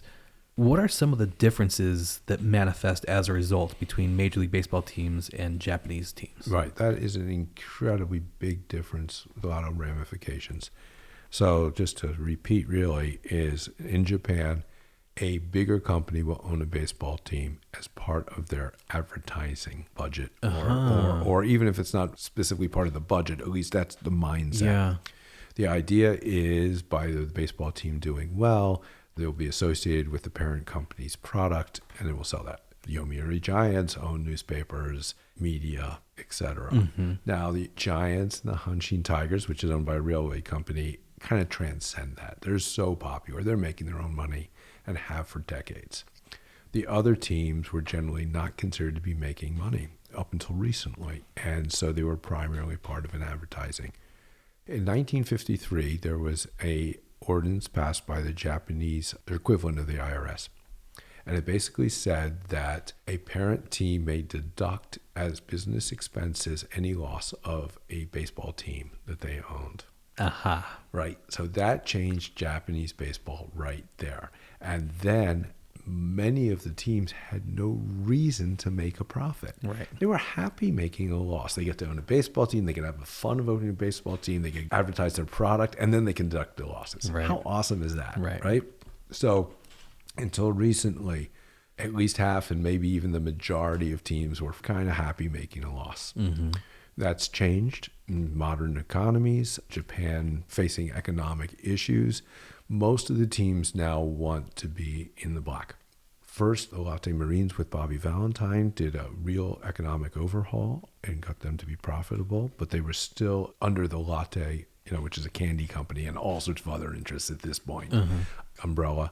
But the Yokohama Bay Stars, owned by DNA Software, have really gone out of their way to become profitable. And for my book, I interview Tomoko Namba, who's the owner of the Bay Stars, the only female owner of a Japanese baseball team.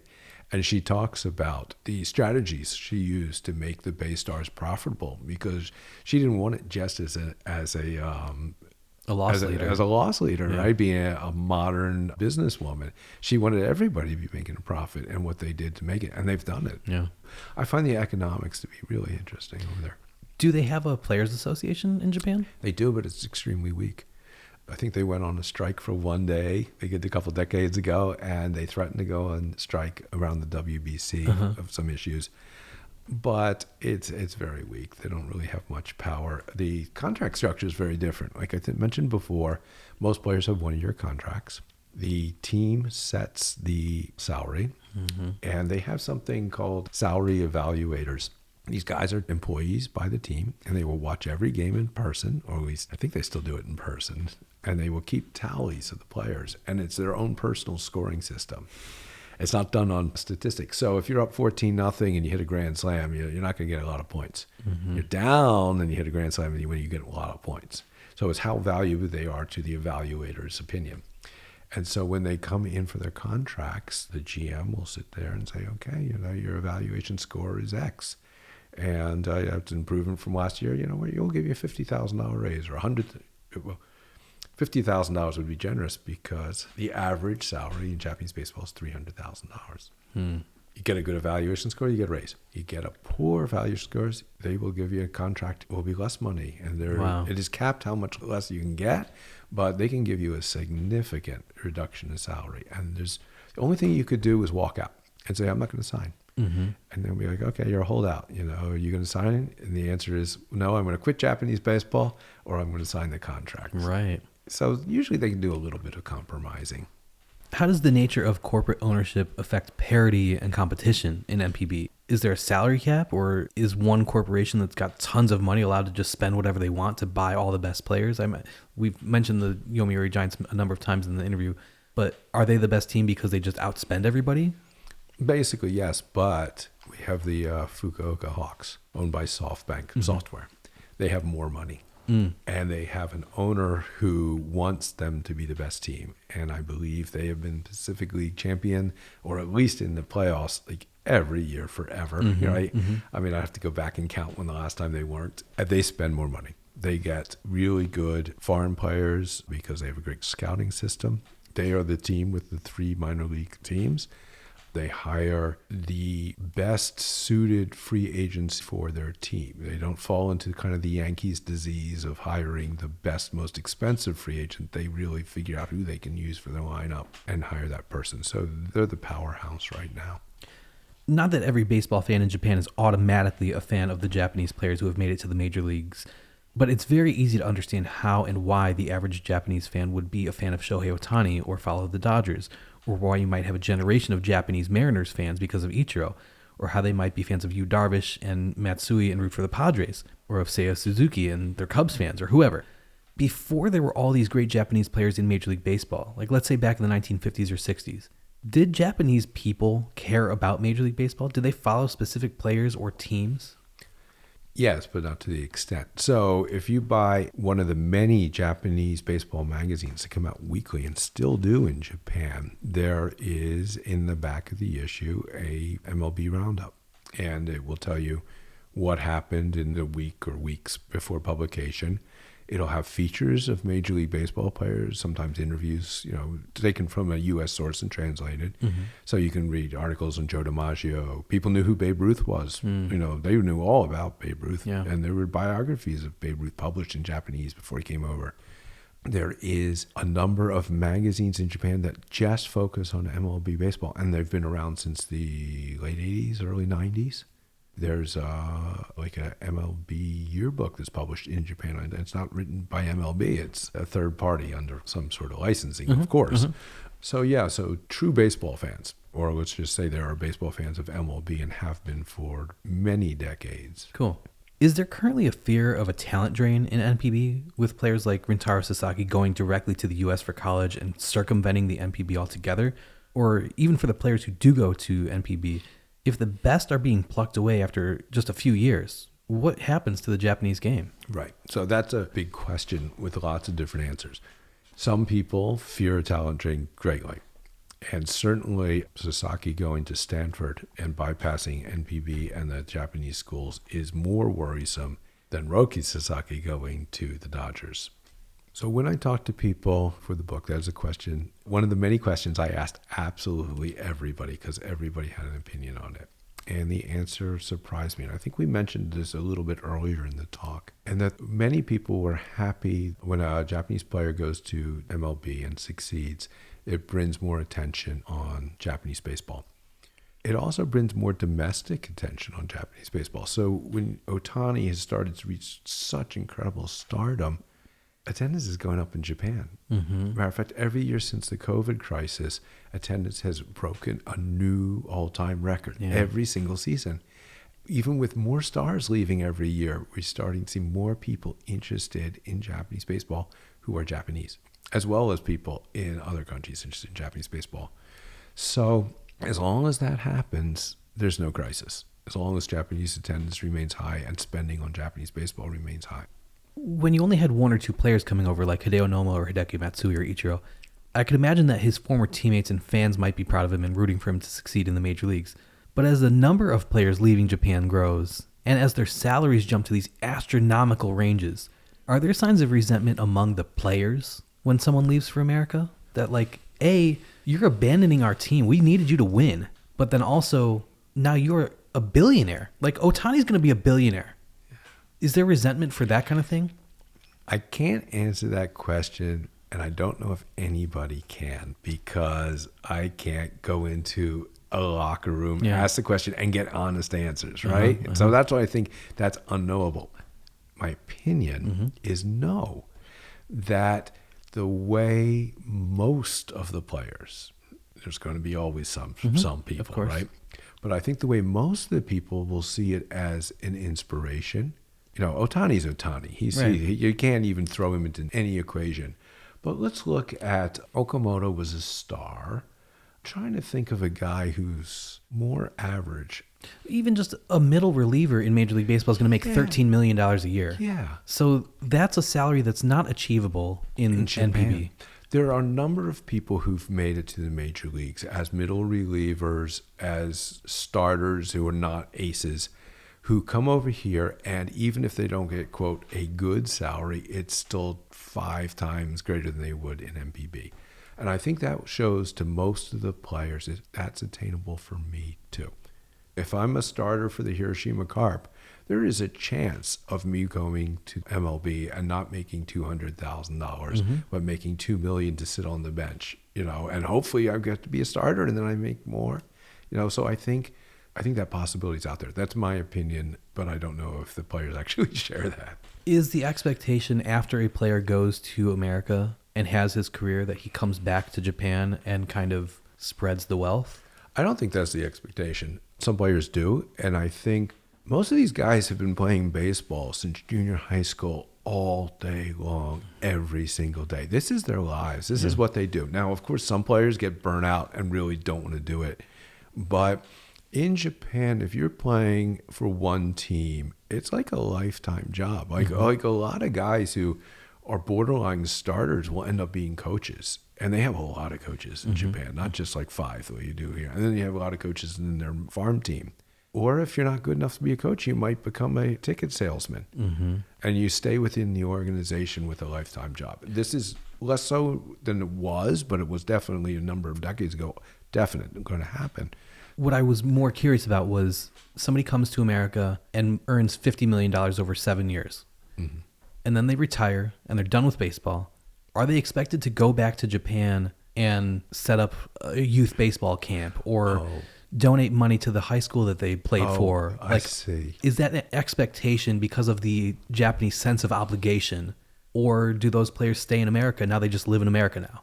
That's a good question. I don't know the definitive answer. I will know that many of the players who've done well do go back and do charity work. Matsui, Ichiro, a lot of the players do go back. And their charity work is usually, from what I can see, not giving $1 million to the national health. It would be setting up a baseball-related thing, especially if they come from a small town. Yeah, I would imagine so.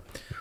Before former major leaguer Vladimir Valentin shattered Japanese baseball's single-season home run record in 2013, there had been a number of instances when a player was approaching the record, which was set by Sadaharu Oh in 1964, but opposing pitchers would not allow it to be broken. Randy Bass was 1 home run shy going into the final game of 1985, but faced the Yomiuri Giants, who were coincidentally managed by Sadaharu Oh himself, and Bass was walked 4 times, so he couldn't break the record. Tuffy Rhodes in 2001 and Alex Cabrera in 2002 faced similar experiences. It's interesting to me that Japanese players and teams would go to such lengths to keep a foreigner from breaking Oh's record when most Japanese people didn't really consider Oh to be one of them anyways, like we talked about earlier, since he was half Chinese. Oh's father was from China and immigrated to Japan in 1922. His mother was Japanese native. And Sadaharu was born in Japan in 1940, but his father being Chinese overrode that for many Japanese people. Can you enlighten us a little bit as to the racism in Japan, whether that be through the examples that you've heard as it relates to Sadaharu Oh specifically, or just culturally in general? It's a complicated question, isn't it? There is a definite sense in Japanese baseball that they want Japanese nationals to succeed more than the foreigners. Foreign players are called in Japanese, it translates to helpers.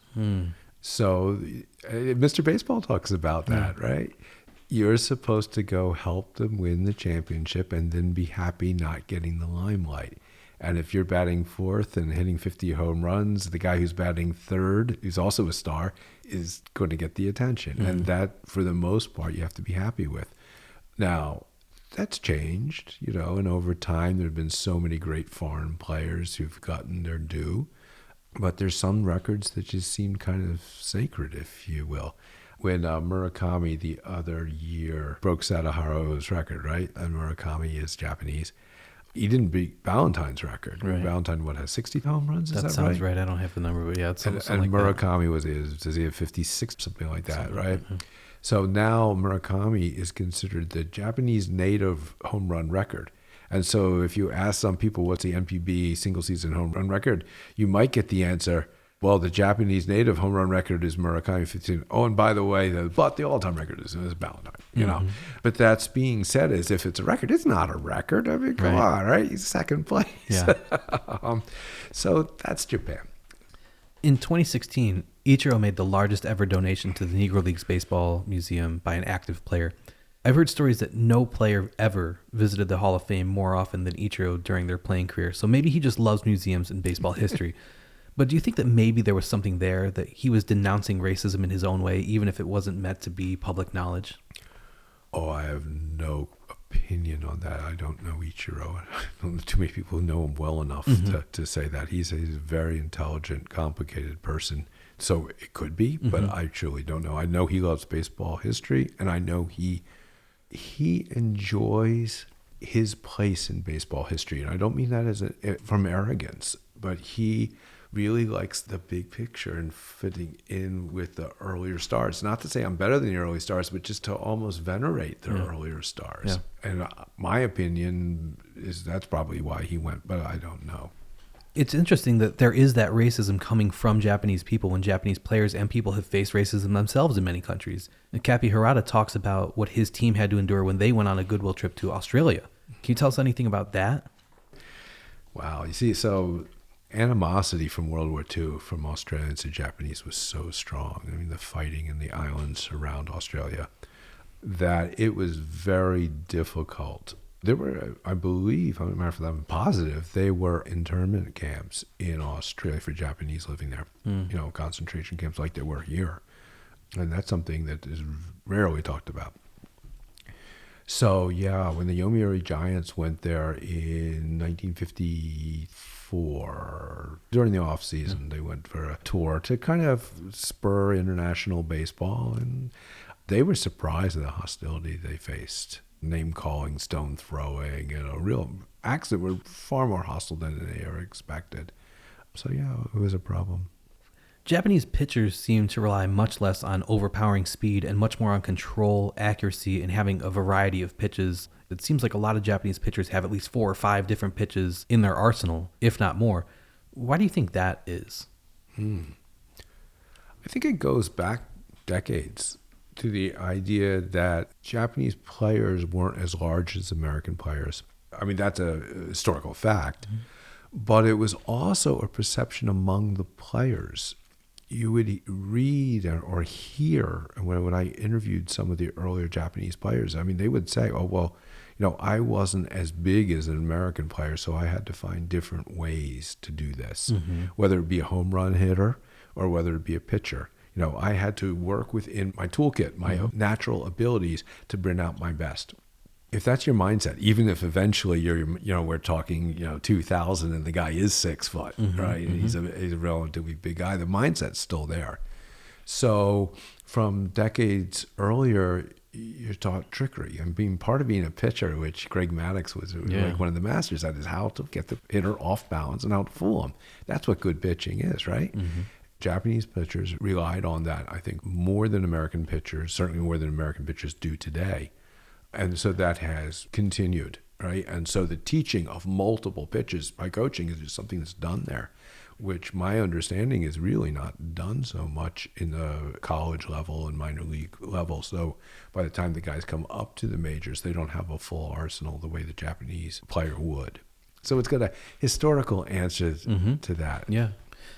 The Japanese ball is slightly smaller and slightly lighter and somewhat tackier than the Major League Baseball ball.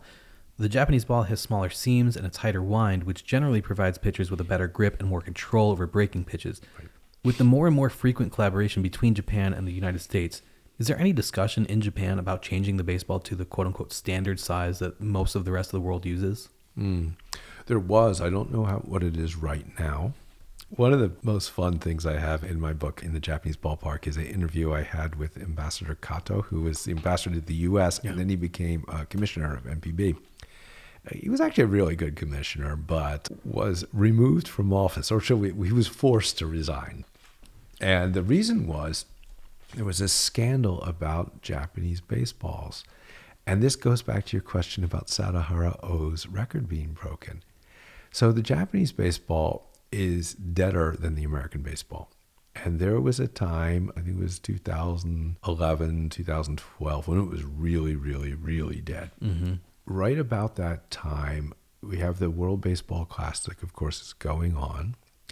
And the Japanese players were coming back and saying, hey, we're playing with a different baseball than they are. How do we expect to win at the world level if we're actually playing with different tools, right?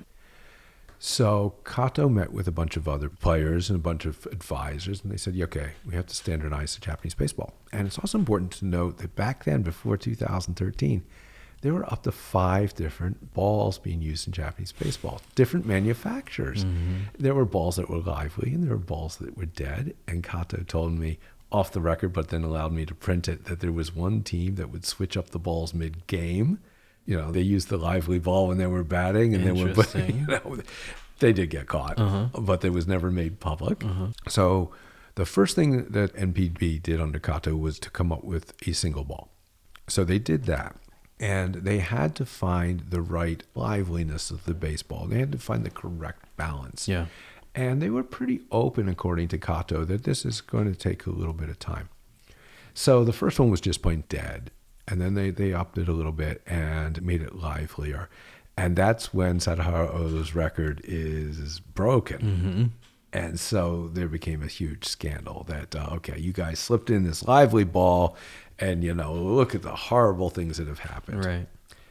Now, there's an article I read recently that was done by an American fan/scholar who actually tracked the number of hits. And his article actually showed that ball, that when Valentine broke O's record, the so-called lively ball, was actually deader than the ball that's been used for the past 20 years, except for the 2 prior years. That's funny. So it was more lively, but it was still a day, right? So his point was Valentine's record is, very valid. But Kato is forced to resign. But I just found that whole discussion of Japanese baseballs and the multiple balls being used at this time is interesting. And so the idea was to standardize the ball. They succeeded in that. But they have not yet switched to the standard MLB ball. And the Japanese ball players, when you talk to them, they like the NPB ball better. They say it's a better quality ball. Yeah. It is deader, by the way. I mean, that's one of the reasons you don't see as many home runs in Japan. Mm-hmm. In 2008, 16-year-old Eri Yoshida became the first woman to be drafted by a Japanese men's baseball team when she was selected out of high school. She signed a contract to play for the Kobe 9 Crews of the Kansai Independent Baseball League, where she played professionally for a year before she spent several seasons pitching in independent leagues in the United States. Her calling card was a self-taught knuckleball, a pitch she was inspired to learn after watching videos of Tim Wakefield, and her nickname was the Knuckle Princess. It seems like a significant amount of time, attention, and money is spent on the women's game in Japan as well, especially compared to how much is spent on the women's game here in America, all things considered. The Japan women's national baseball team, also known as Madonna Japan or Samurai Japan, is currently ranked first in the world by the World Baseball and Softball Confederation. The team won the 2024 Women's Baseball World Cup, which was their 7th consecutive title in the top international tournament that there is. But they haven't just won, they've dominated. They won 39 consecutive games in the tournament from 2012 to 2024, and Japan has also won 3 Continental Women's Asian Cup, held from 2017 to 2023. However, the Japan Women's Baseball League, which was founded in 2009, officially folded in 2021 after having held its final season in 2019. Do you know what the current state of the women's game is in Japan, or are the best Japanese women all coming to America now to play in the Women's Pro Baseball League? I know a little bit, not as much as I should. They are restarting the Japanese Professional Women's League. Interesting. I believe the last time they were their own professional teams, like they were unaffiliated with NPB. Now they're restarting them with NPB affiliations. Cool. So the Yomiuri Giants, the Hanshin Tigers, and a few of the other teams have women teams. Cool. Their idea is to grow these teams and to start a women's NPB.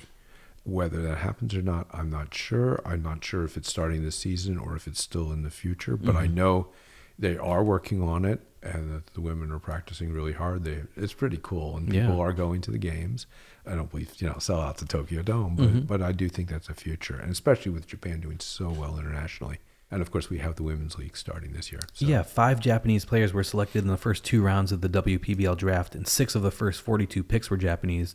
What can you tell us about the Philadelphia Bobbies, the all-female baseball team, and their 1925 barnstorming tour of Japan? Oh, that's such a great story. Possible future book in my go. future someday. Because you got to be running out of books at this point. I need a break right now. I really do. This was your 11th book. Yes. So I definitely am taking a break. There's no way you're not going to write a dozen, right? There has to be a 12. Oh, now there does. I tell my wife. She'll be like, The reason I have not gone to the Bobbies yet is the book rights, in quotations, are owned by a very good friend of mine. Cool. And Okay. we've talked about it many times, and he's hinted now that he may not have another book in him. He's older than I am, that he may be ready to retire, and then he'll give me all his notes since if I will do it. Fascinating. So the Bobbies tour, team of barnstorming women. I mean, some professionals, some amateur, pretty much, we'll call it a semi-pro team with a couple of professionals in there. And they went to Japan for fun and to get money. Unfortunately, they were completely mismanaged. And they did not do as well as they thought because the team wasn't all that great. If they had brought over a team of women players who was really superb and played the colleges and stuff and done really well, it might have been financial success. But the reviews of the team were not strong.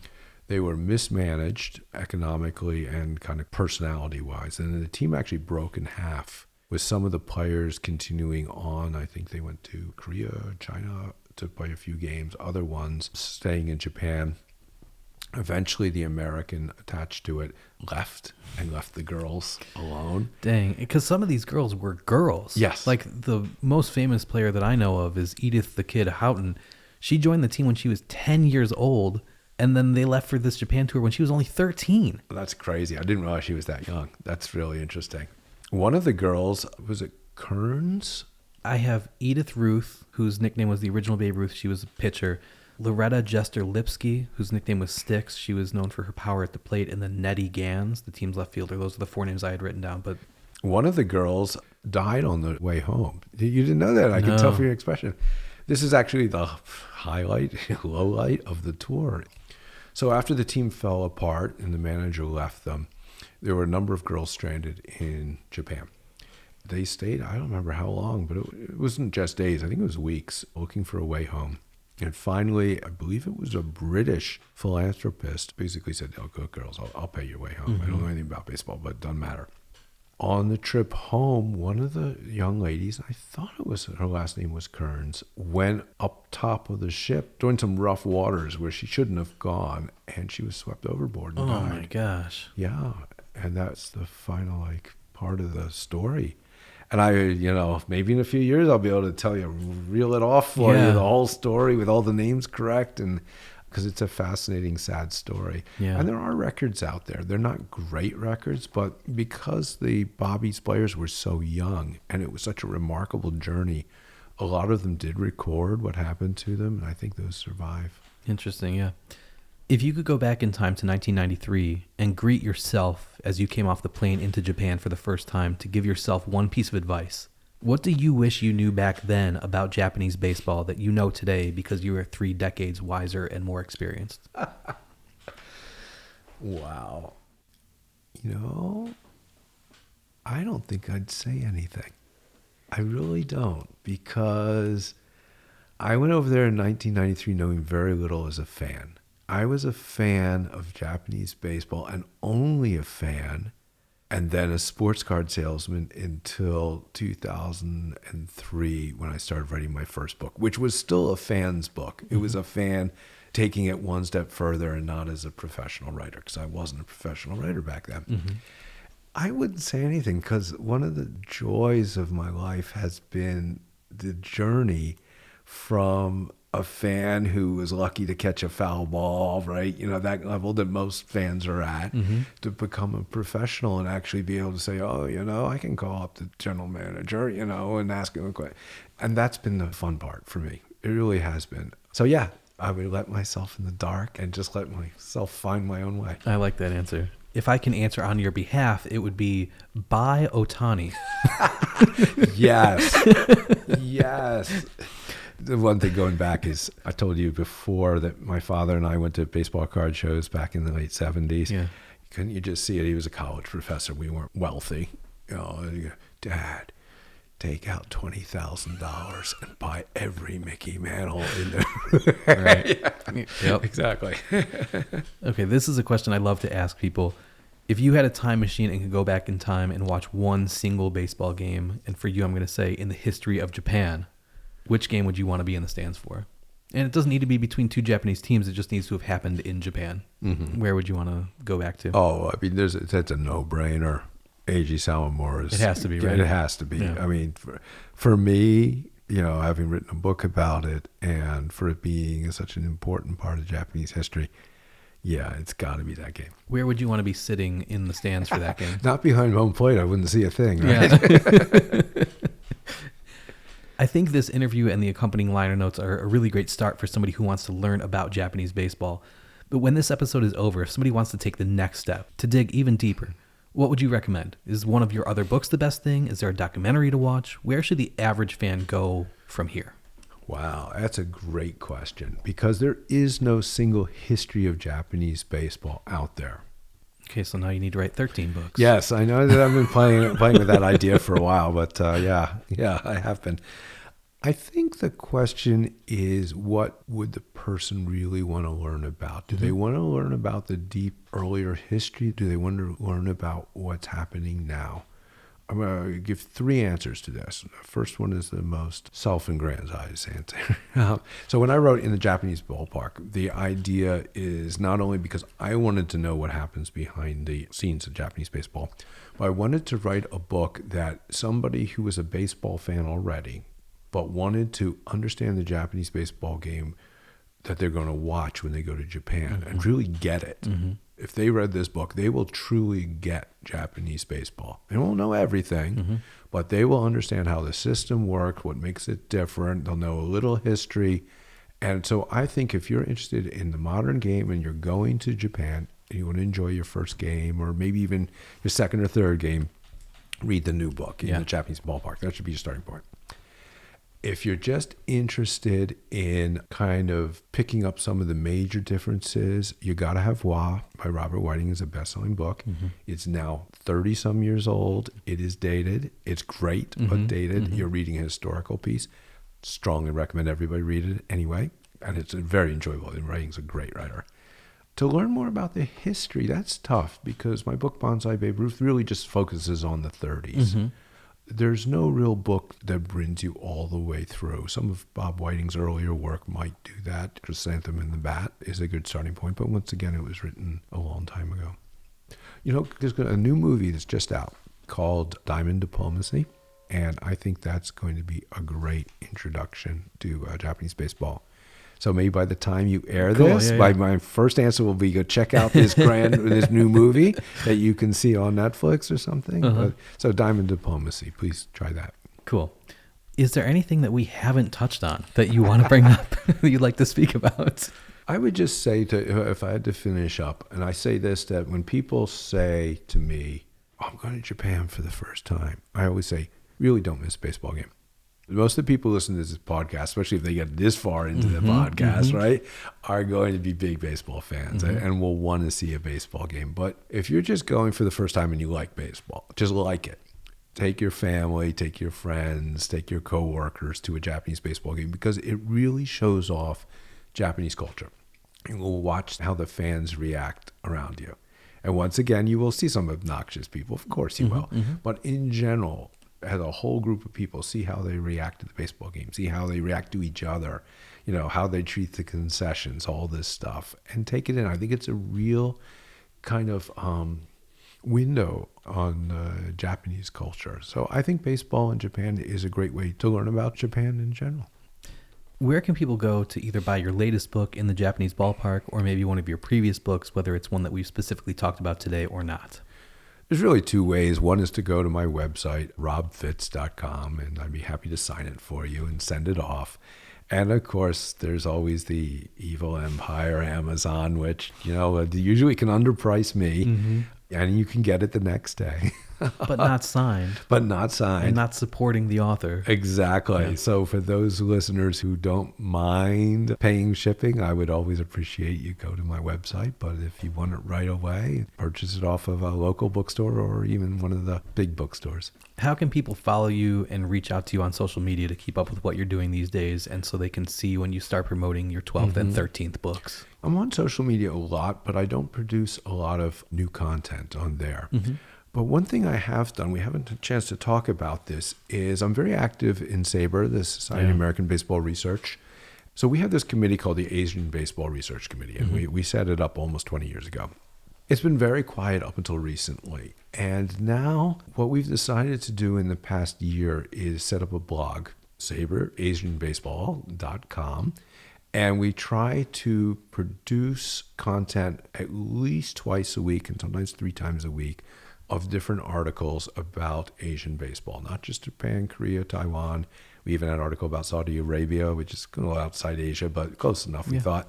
And we emphasize not what's going on in the current season. So there's no stats or things like that. It's got to be either about history or culture. Interesting. And some of these articles are picked up elsewhere because we don't have enough to produce new content every week. But we're trying just to have it as a resource, both for experts in the field and for people who are just learning. So cool. Try as much variety there as we possibly can. Yeah, awesome. You've been on my list of people I'd love to interview for this podcast for a couple of years now, but if you've listened to any of my previous interviews, I always like to go into them as well informed as I possibly can so I can have an actual intellectual conversation with my guest about a topic that they are an expert on. So I'd been reluctant to reach out to you because I knew I was just coming in with such limited knowledge about Japanese baseball in general that the amount of research and learning I was going to have to do just to bring myself up to a level of having just a cursory knowledge to be able to talk to you, it was intimidating. But then with Ichiro going into the Hall of Fame this last year and the Hall of Fame opening Yaku baseball and the White Sox signing the biggest Japanese free agent this offseason and this spring being the World Baseball Classic where I knew I was going to be watching the Japanese team play at least a few games, all of those factors gave me the kick in the pants to be like, this is the perfect time. So it really means a lot to me that you were willing to sit down with me today and help educate me further on a topic that's always been really compelling to me, but just too intimidating to start. But I hope that this episode or these couple episodes will be a great starting point for a number of fans who listen. So thank you very much. Thanks, Dan. I love talking about Japanese baseball, and we've hit 5.5 hours of truly enjoyable conversation. So thank you. Cool. Thanks, Rob. All right.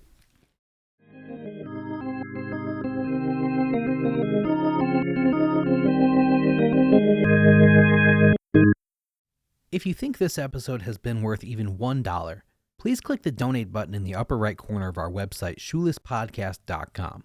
That is a direct link to my PayPal profile where you can make a donation in any amount. If you don't have PayPal and want to send a donation through Venmo, Zelle, Cash App, or any other platform, shoot me an email at shoelesspodcast@gmail.com and I'll send you directions for whichever method you prefer. No amount is too small. It all adds up to allow us to keep creating this content for you year after year.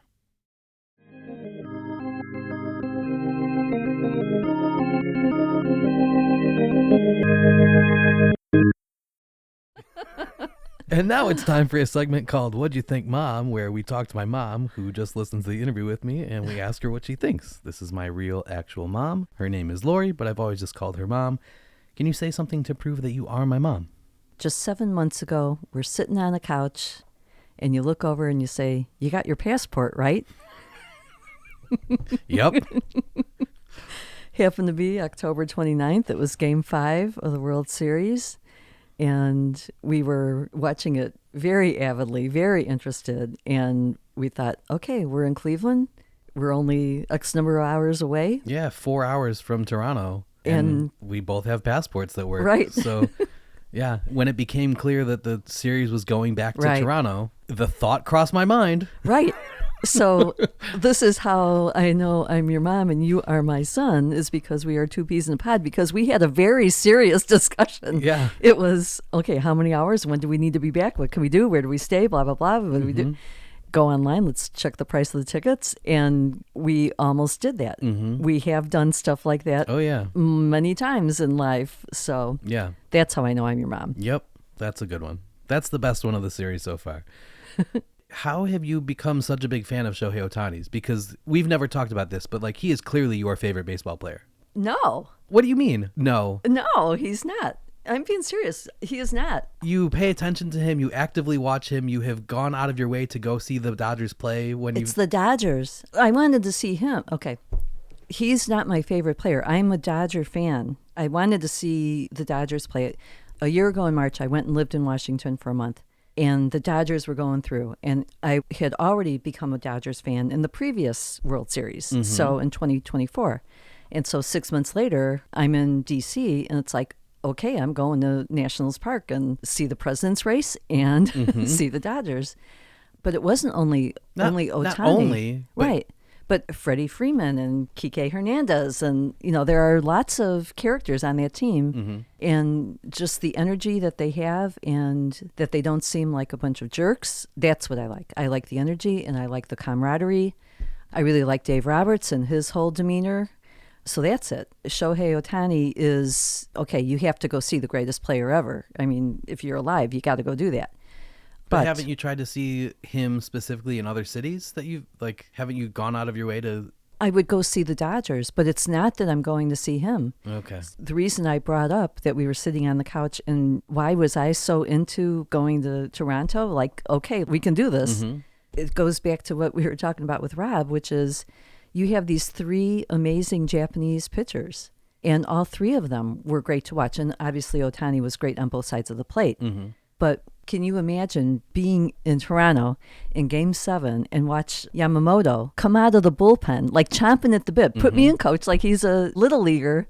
But no, he's going to save the game. And he does. Right, yeah. That's excitement. That is another whole level of commitment to getting it done, and whatever it takes, that's what makes that team exciting to me to watch. And I would go anywhere. If I'm in the city and they're going to come through, I'm going to be in that ballpark. Ohtani, obviously, that would be like saying, you're alive in the time of Babe Ruth and you're not going to go see him when you have the opportunity. No, of course you're going to. Yeah, but it's different. If he comes to your city, then sure. But like, I feel like you have not necessarily planned trips around it, but like when you plan a trip, that is something you check is like, what baseball team is in town? Are the Dodgers and Shohei going to be here? Are the Dodgers going to be here? Okay. It's the Dodgers. I'm at that point in my life, finally, where it's like, seize the day, baby. Let's go. Yeah. I can do it. I'm going to go. Yeah. And that was such a cool experience to do it, but had fantastic seats, and that's the experience I want. I want to be up close and personal and be able to see the expressions, watch the interactions, catch the little nuances. And 2025 was a good year for me for that. Okay, that being said, what did you think of part 2 of the Rob Fitz interview and now the whole thing overall as a whole? This particular part of it especially was enlightening to me because it explained to me how I was able to get so wrapped around these three Japanese pitchers, for example. And I'm going to be in Chicago how many times? I'm going to go to the White Sox games to go see these two Japanese players. Yeah. But when Rob was talking about Nomo coming over, and that started the Japanese television coverage, first just for his games as a starting pitcher, but then the writings on the wall in the Japanese media that there's an audience in Japan who wants to watch this. Now all of a sudden you have kids born in the 1990s who want to come play for the Dodgers. That was like, oh, I don't know if you saw that light bulb go out when he said that. Yeah. But that was like, that's how we got here. Yeah. And I love that kind of thing. All through history, it's like things just don't happen. There's that connection. And he provided that connection today. I love the story of when Mashi came to the United States and boarded with a family in the minor leagues. And that was kind of a common thing for a long time, not necessarily for foreign players, but even American players, that like in the minor leagues, you would stay with a family, you'd live with a family. But then he gets called up and he's got a bunch of families taking care of him in the major leagues too. And maybe he primarily lived in a hotel, but eating meals and going out and having fun and just feeling at home with the families who were looking out for him. Could you imagine having a Major League Baseball player live with us? Anytime, man. The door is open. We have the space. Let's go. On a serious note, though, that was a topic I wanted to talk about because he's in San Francisco about 20 years after World War II. Mm-hmm. And you mentioned that there is, to this day, such a huge Asian population in that area, in California. In 1943, you had 120,000 Japanese Americans who were put in internment camps in Western states. And when you have something like that happen, that community becomes very tight-knit because they have to protect themselves. And so I think they welcomed him with open arms with that in mind, you know, because they still had the scars. There are still scars about that. One of my best friends, her husband is Japanese American. He was there. So it was just an interesting side to that. That was the first thing I thought of when that comment came up about who he was boarding with. And I was thrilled that he had that soft landing, a place where he was safe and secure, welcome. His culture was honored and recognized, and he got good home cooking. Yeah, because I don't know if he would have had the same experience had he gone to the Phillies. Exactly. I am so glad that everyone I've spoken to for this podcast has not made me pay taxi money, because I can barely afford to do this show as it is, with the travel and buying books or artifacts to help me do research to write the interviews. And it's not like I haven't spoken with famous people in the 5 seasons of this show, but everyone has been gracious enough to let me speak with them for free. And not only that, but give me so much of their time. We've had episodes where the interview is 45 minutes, but we've also had episodes where the interview is 3 hours. And this episode with Rob, I split it into 2 parts because, you know, we recorded all in one shot in one day. And when I hit record, I didn't press stop until we were finished. And we'd recorded for 5 hours and 17 minutes. And granted, we took a couple breaks, so we weren't speaking continuously for that entire time. But, you know, we also hung out for a bit before we started talking, and we hung out for over an hour after we stopped because Rob took me up to his office and showed me some of his pieces from his personal card collection and his books and some of the frame pieces he had hanging on his wall. So, like, we spent the whole day together. Yeah, that's not a taxi fee. That is rent. Yes. I can't imagine what that time was worth. Yeah. You know? Yeah. So absolutely gracious on that. That's one of the things I have thought about many times over the course of this podcast is like, I'm asking so much of my guests, you know, not only to give me their time, but I demand that we do the interviews in person. So I'm basically forcing them to invite me to their house. You know, like there have been a couple neutral site interviews where like we meet at a hotel or, you know, whatever. Right. But like most of these interviews have happened in the subject's house. Yeah. That's not common in the podcast world. Right. You know, like that, right. So after 5 full seasons, it's really cool to think of the experiences that I've had and how after all this time, like I'm still personal friends now with these people because we spent so much time together. And yeah. You're almost in the will at this point. Yeah. But think of the things you've seen. And also, to me, when you're in someone's home and you see the passion of their office or where you can see their collections, what really makes them tick, what they prize, that informs you of who they are. Yeah. And it just makes the discussion that much more meaningful because you get who they are. You know, you do your research, so you have an idea. But that really puts it all together. Yeah, I like being able to do that kind of thing because, like, especially with Bobby Richardson during that episode, he's showing me, like, this is the bat that Mickey gave me. Yeah. Yeah. Like, oh, Mickey Mantle? Like, yeah, Mickey.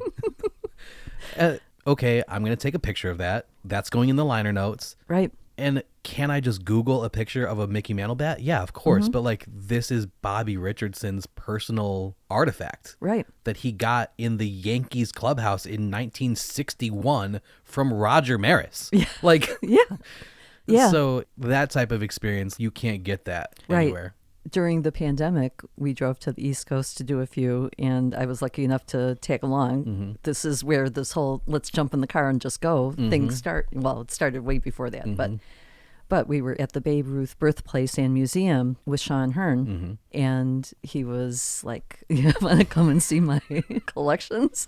Yeah, his collections were these. It was football and baseball. Yeah, because that museum is also basically like the archive and storage of the Maryland Sports Museum. Right. So they had Baltimore Colts stuff and Baltimore Orioles, Cal Ripken's jersey. Yes. And one of the early contracts from Brooks Robinson's career. Like, amazing, amazing things. Yes. So literally put the white gloves on. Yeah. Have at it. Yep. Thank you. Yep. Yeah. That's not what you're going to get when you're sitting in doing a Zoom interview Right. for 20 minutes. Yeah. Right, yeah.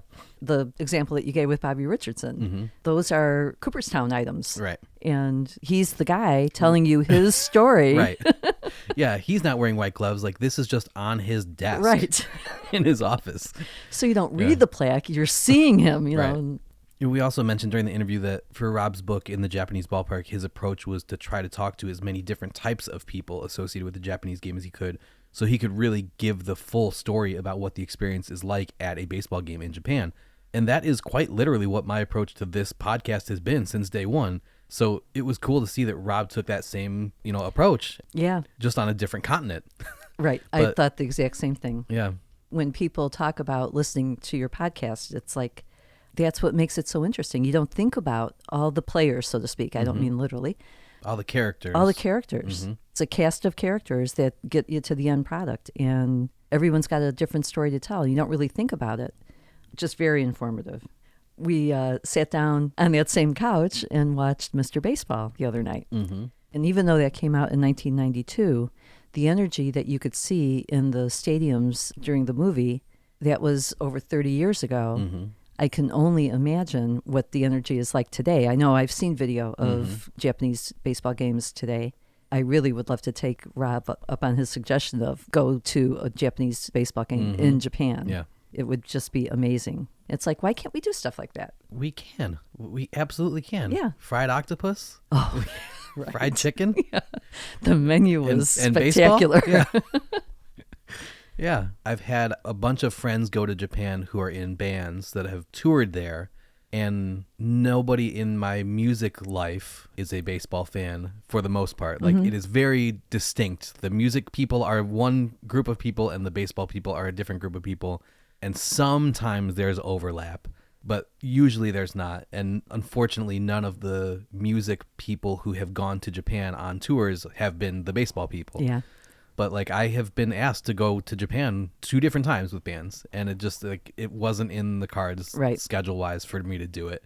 And now that I'm like a little bit too far removed from that music world, I don't know if I'm going to get asked again. So now it's just going to be on us to go on our own. Well, But one of the things that's kept me from doing it is like, you can't just go there. Like, it is much easier today than it was 10 years ago or 30 years ago, for sure. But like, there are still so many signs that aren't in English, and like, you don't speak the language. Right. You don't know where you're going. The customs and norms are different. Like, you need somebody to be your guide. right.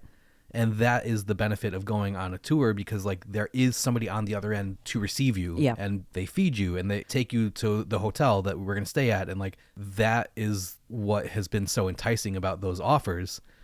And we're not going to have that if, Well, if we go. that's why God made TripAdvisor. Yeah, I don't think it quite works that way.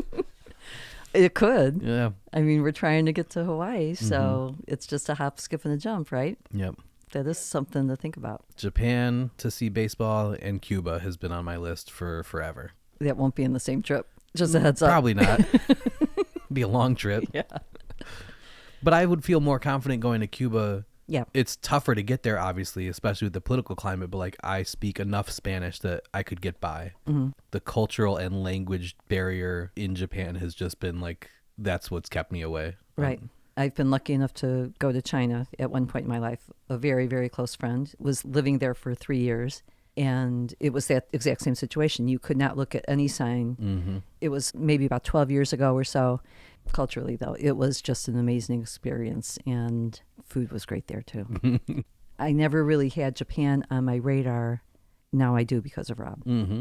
So- Yeah, I mean, we spent 4.5 hours talking to him. So guess that means that he was engaging enough to sell his experience. Yeah, he hooked me. In his Remembering Japanese Baseball book, in the foreword, there's a really good discussion about the tight controls that Japanese team management had over media. As Rob mentioned a couple times in the interview today, he said, his stature was a little bit different because he was a historian. So he had a little bit more leeway. But the discussion in the book was that someone who was a sports reporter trying to get an interview with a player, they had to submit their questions before they even were allowed to speak to somebody. And team management would say, nope, this question's not going to work, and they had total control. going in and coming out.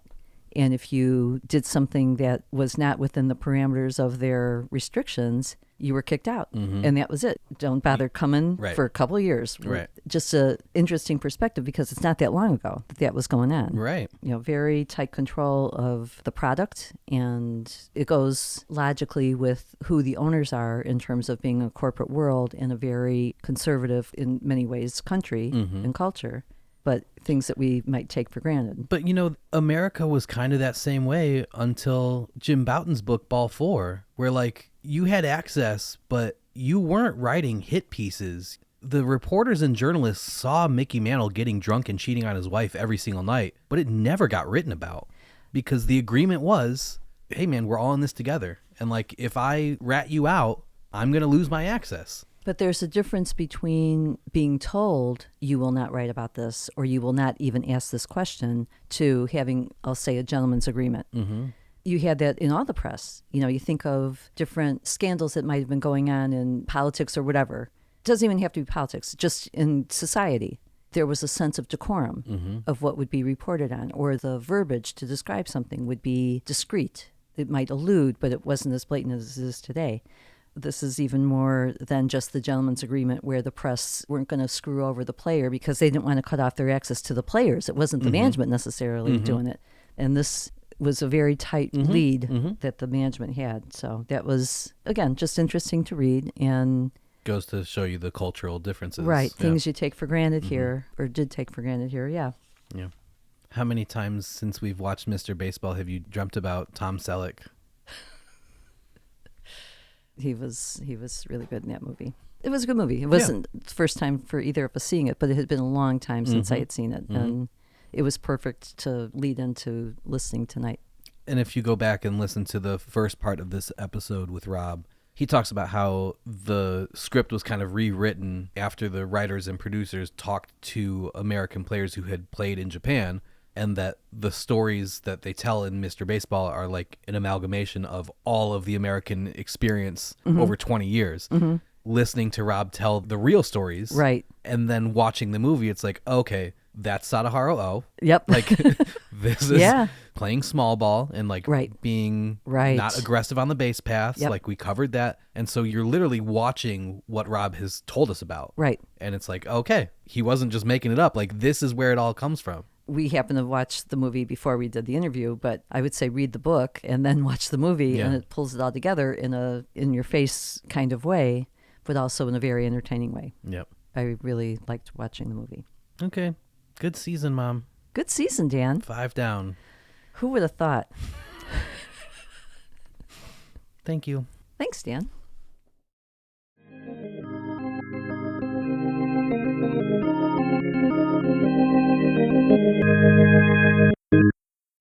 Okay, so that's it. In the introduction of this episode, I mentioned how there are a handful of ways for you to follow the podcast online.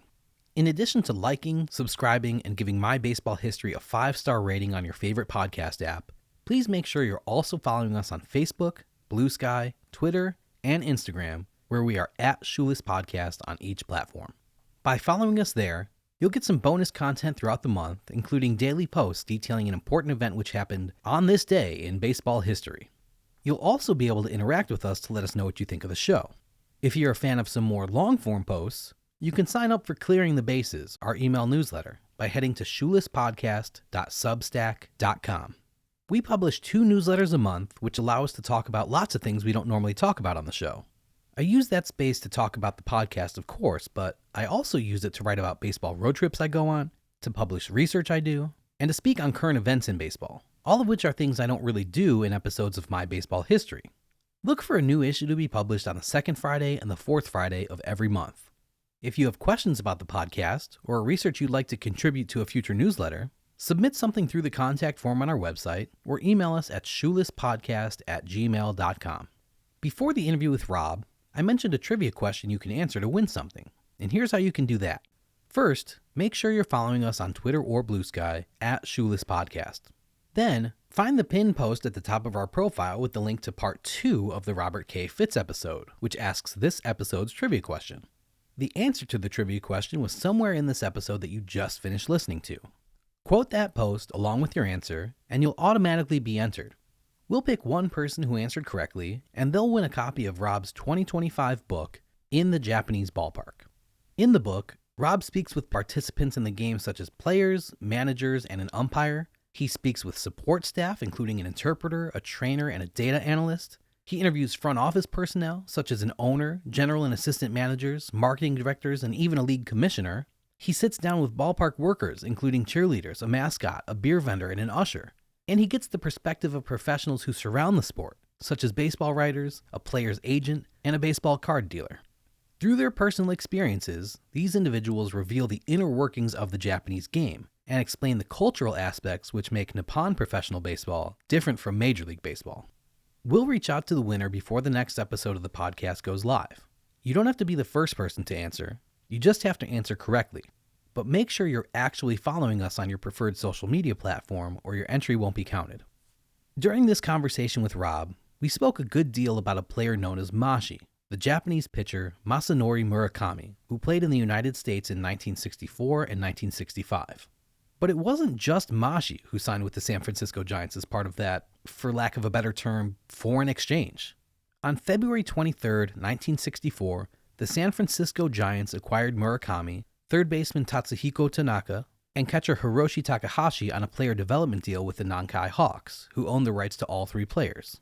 The trio were the first Japanese natives ever to play for American Major League teams, and all three were originally assigned to the Magic Valley Cowboys of the Pioneer League.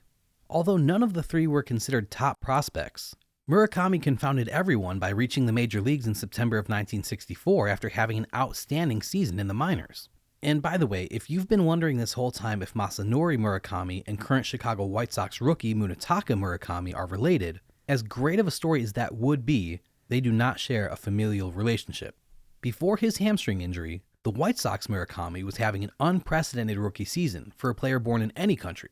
According to statistician Sarah Langs, by hitting 20 home runs in his first 55 career Major League Baseball games, Munetaka Murakami trails only Cody Bellinger in 2017 and Wally Berger in 1930 for the hottest start to a career in Major League history. When he hit a home run on May 8, 2026 against the Seattle Mariners, it was the 8th consecutive series during which he homered in the first game of the series, making him the first player in Major League Baseball history to do that, rookie or otherwise. But putting up huge offensive numbers and hitting lots of home runs is nothing new for Munetaka. He was the MVP of NPB's Central League in 2021 and 2022. He won the Triple Crown in 2022, and on October 3rd of 2022, he hit his 56th home run of that season, breaking Sadaharu Oh's record for the most home runs hit in a single season by a Japanese-born player. His nickname in Japan, Murakami-sama, was given to him by Japanese fans because his feats at the plate could only be done by a kami-sama, or a god. His nickname was actually Japan's word of the year for 2022. But okay, back to the other Murakami, Masanori. As we also discussed during this conversation with Rob, Mashi's contractual situation caused quite a bit of trepidation for both Major League teams and NPB teams, as they questioned whether all the stress, the confusion, and the complications surrounding each league's reserve clause was worth it. Commissioner Ford Frick said in early February of 1965 that unless the Nankai Hawks honored the San Francisco Giants contract, all other baseball agreements between American teams and Japanese teams might as well be dropped. He also said that that stance could be applied to further postseason trips to Japan by American teams. Mashi was begrudgingly allowed to play the 1965 season for San Francisco, but he returned to Japan after the season, and it would be 30 years before another Japanese player came to the major leagues. However, there were American players who had been playing in Japan for more than a decade by that point. On April 28, 1952, the St. Louis Browns became the first major league organization to loan or sell players to a team outside of the United States when they lent two African-American minor leaguers, infielder John Britton and pitcher Jimmy Newberry, to the Hankyu Braves of the Pacific League. Abe Saperstein, the owner and coach of the world-famous Harlem Globetrotters, negotiated the lease. The following year, on March 24, 1953, former Negro League player Larry Raines played his first game for those same Hankyu Braves while he was on leave from military service. Raines was actually one of 4 former Negro League players recruited by the Hankyu Braves. Raines would stay in Japan for the 1954 season as well, during which he won the batting title by hitting .337 adding 18 home runs, 38 doubles, 96 RBI, and 45 steals in just 137 games played. Raines returned to the United States and joined the Cleveland Indians in 1957 and 58, but he'd go back to Japan in 1962, eventually ending his Japanese baseball career with a .302 lifetime batting average. During this episode, Rob mentioned Wally Yonamine, who was a standout football player who eventually chose baseball and had a really nice career. We can say the same thing about another American-born player named Leron Lee, who was the oldest of 6 children. He graduated from Grant Union High School in Sacramento, California with 36 scholarship offers from major 4-year universities. But instead of going down the football path, he chose baseball when he was drafted by the St. Louis Cardinals with the 7th overall pick in the first round of the 1966 MLB June amateur draft as an 18-year-old. Leron made his MLB debut on September 5, 1969 with the Cardinals and spent 8 seasons in the major leagues with St. Louis, the Los Angeles Dodgers, the Cleveland Indians, and the San Diego Padres. His best season in the big leagues came in 1972 for the Padres when he batted exactly .300 in 101 games, accumulating 3.0 wins above replacement. He had 34 multi-hit games, including 6 3-hit games that season. On July 4th of that year, Leron singled with 1 out in the 9th inning to break up a no-hitter that was being thrown by Tom Seaver of the New York Mets. That wasn't Leron's first big hit off a future Hall of Famer, though. His first career home run came on April 22, 1970 at Wrigley Field off a future Hall of Famer, Ferguson Jenkins. After a little more than a season in Cleveland, Leron signed as a free agent with the Dodgers midway through the 1975 season and played with Los Angeles that year and in 1976. The Dodgers finished second in the NL West in each of those seasons, but Leron only got a combined total of 85 at-bats, most of them coming as a pinch hitter. So, following the 1976 season, Leron made a decision that not many 28-year-old Major League Baseball players had ever made before.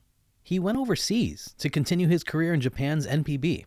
Before Leron's arrival, foreign players mostly played in Japan when their careers were winding down. But Leron revolutionized the Japanese view of foreign players by playing in Japan during his prime, raising the standard for all foreign players thereafter.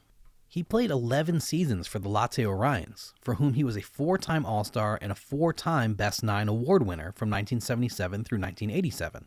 Leron led the league in home runs and RBI in his first season, and was enjoying his time and his success in Japan so much that after that season, he invited one of his younger brothers, Leon Lee, to come play in Japan with him.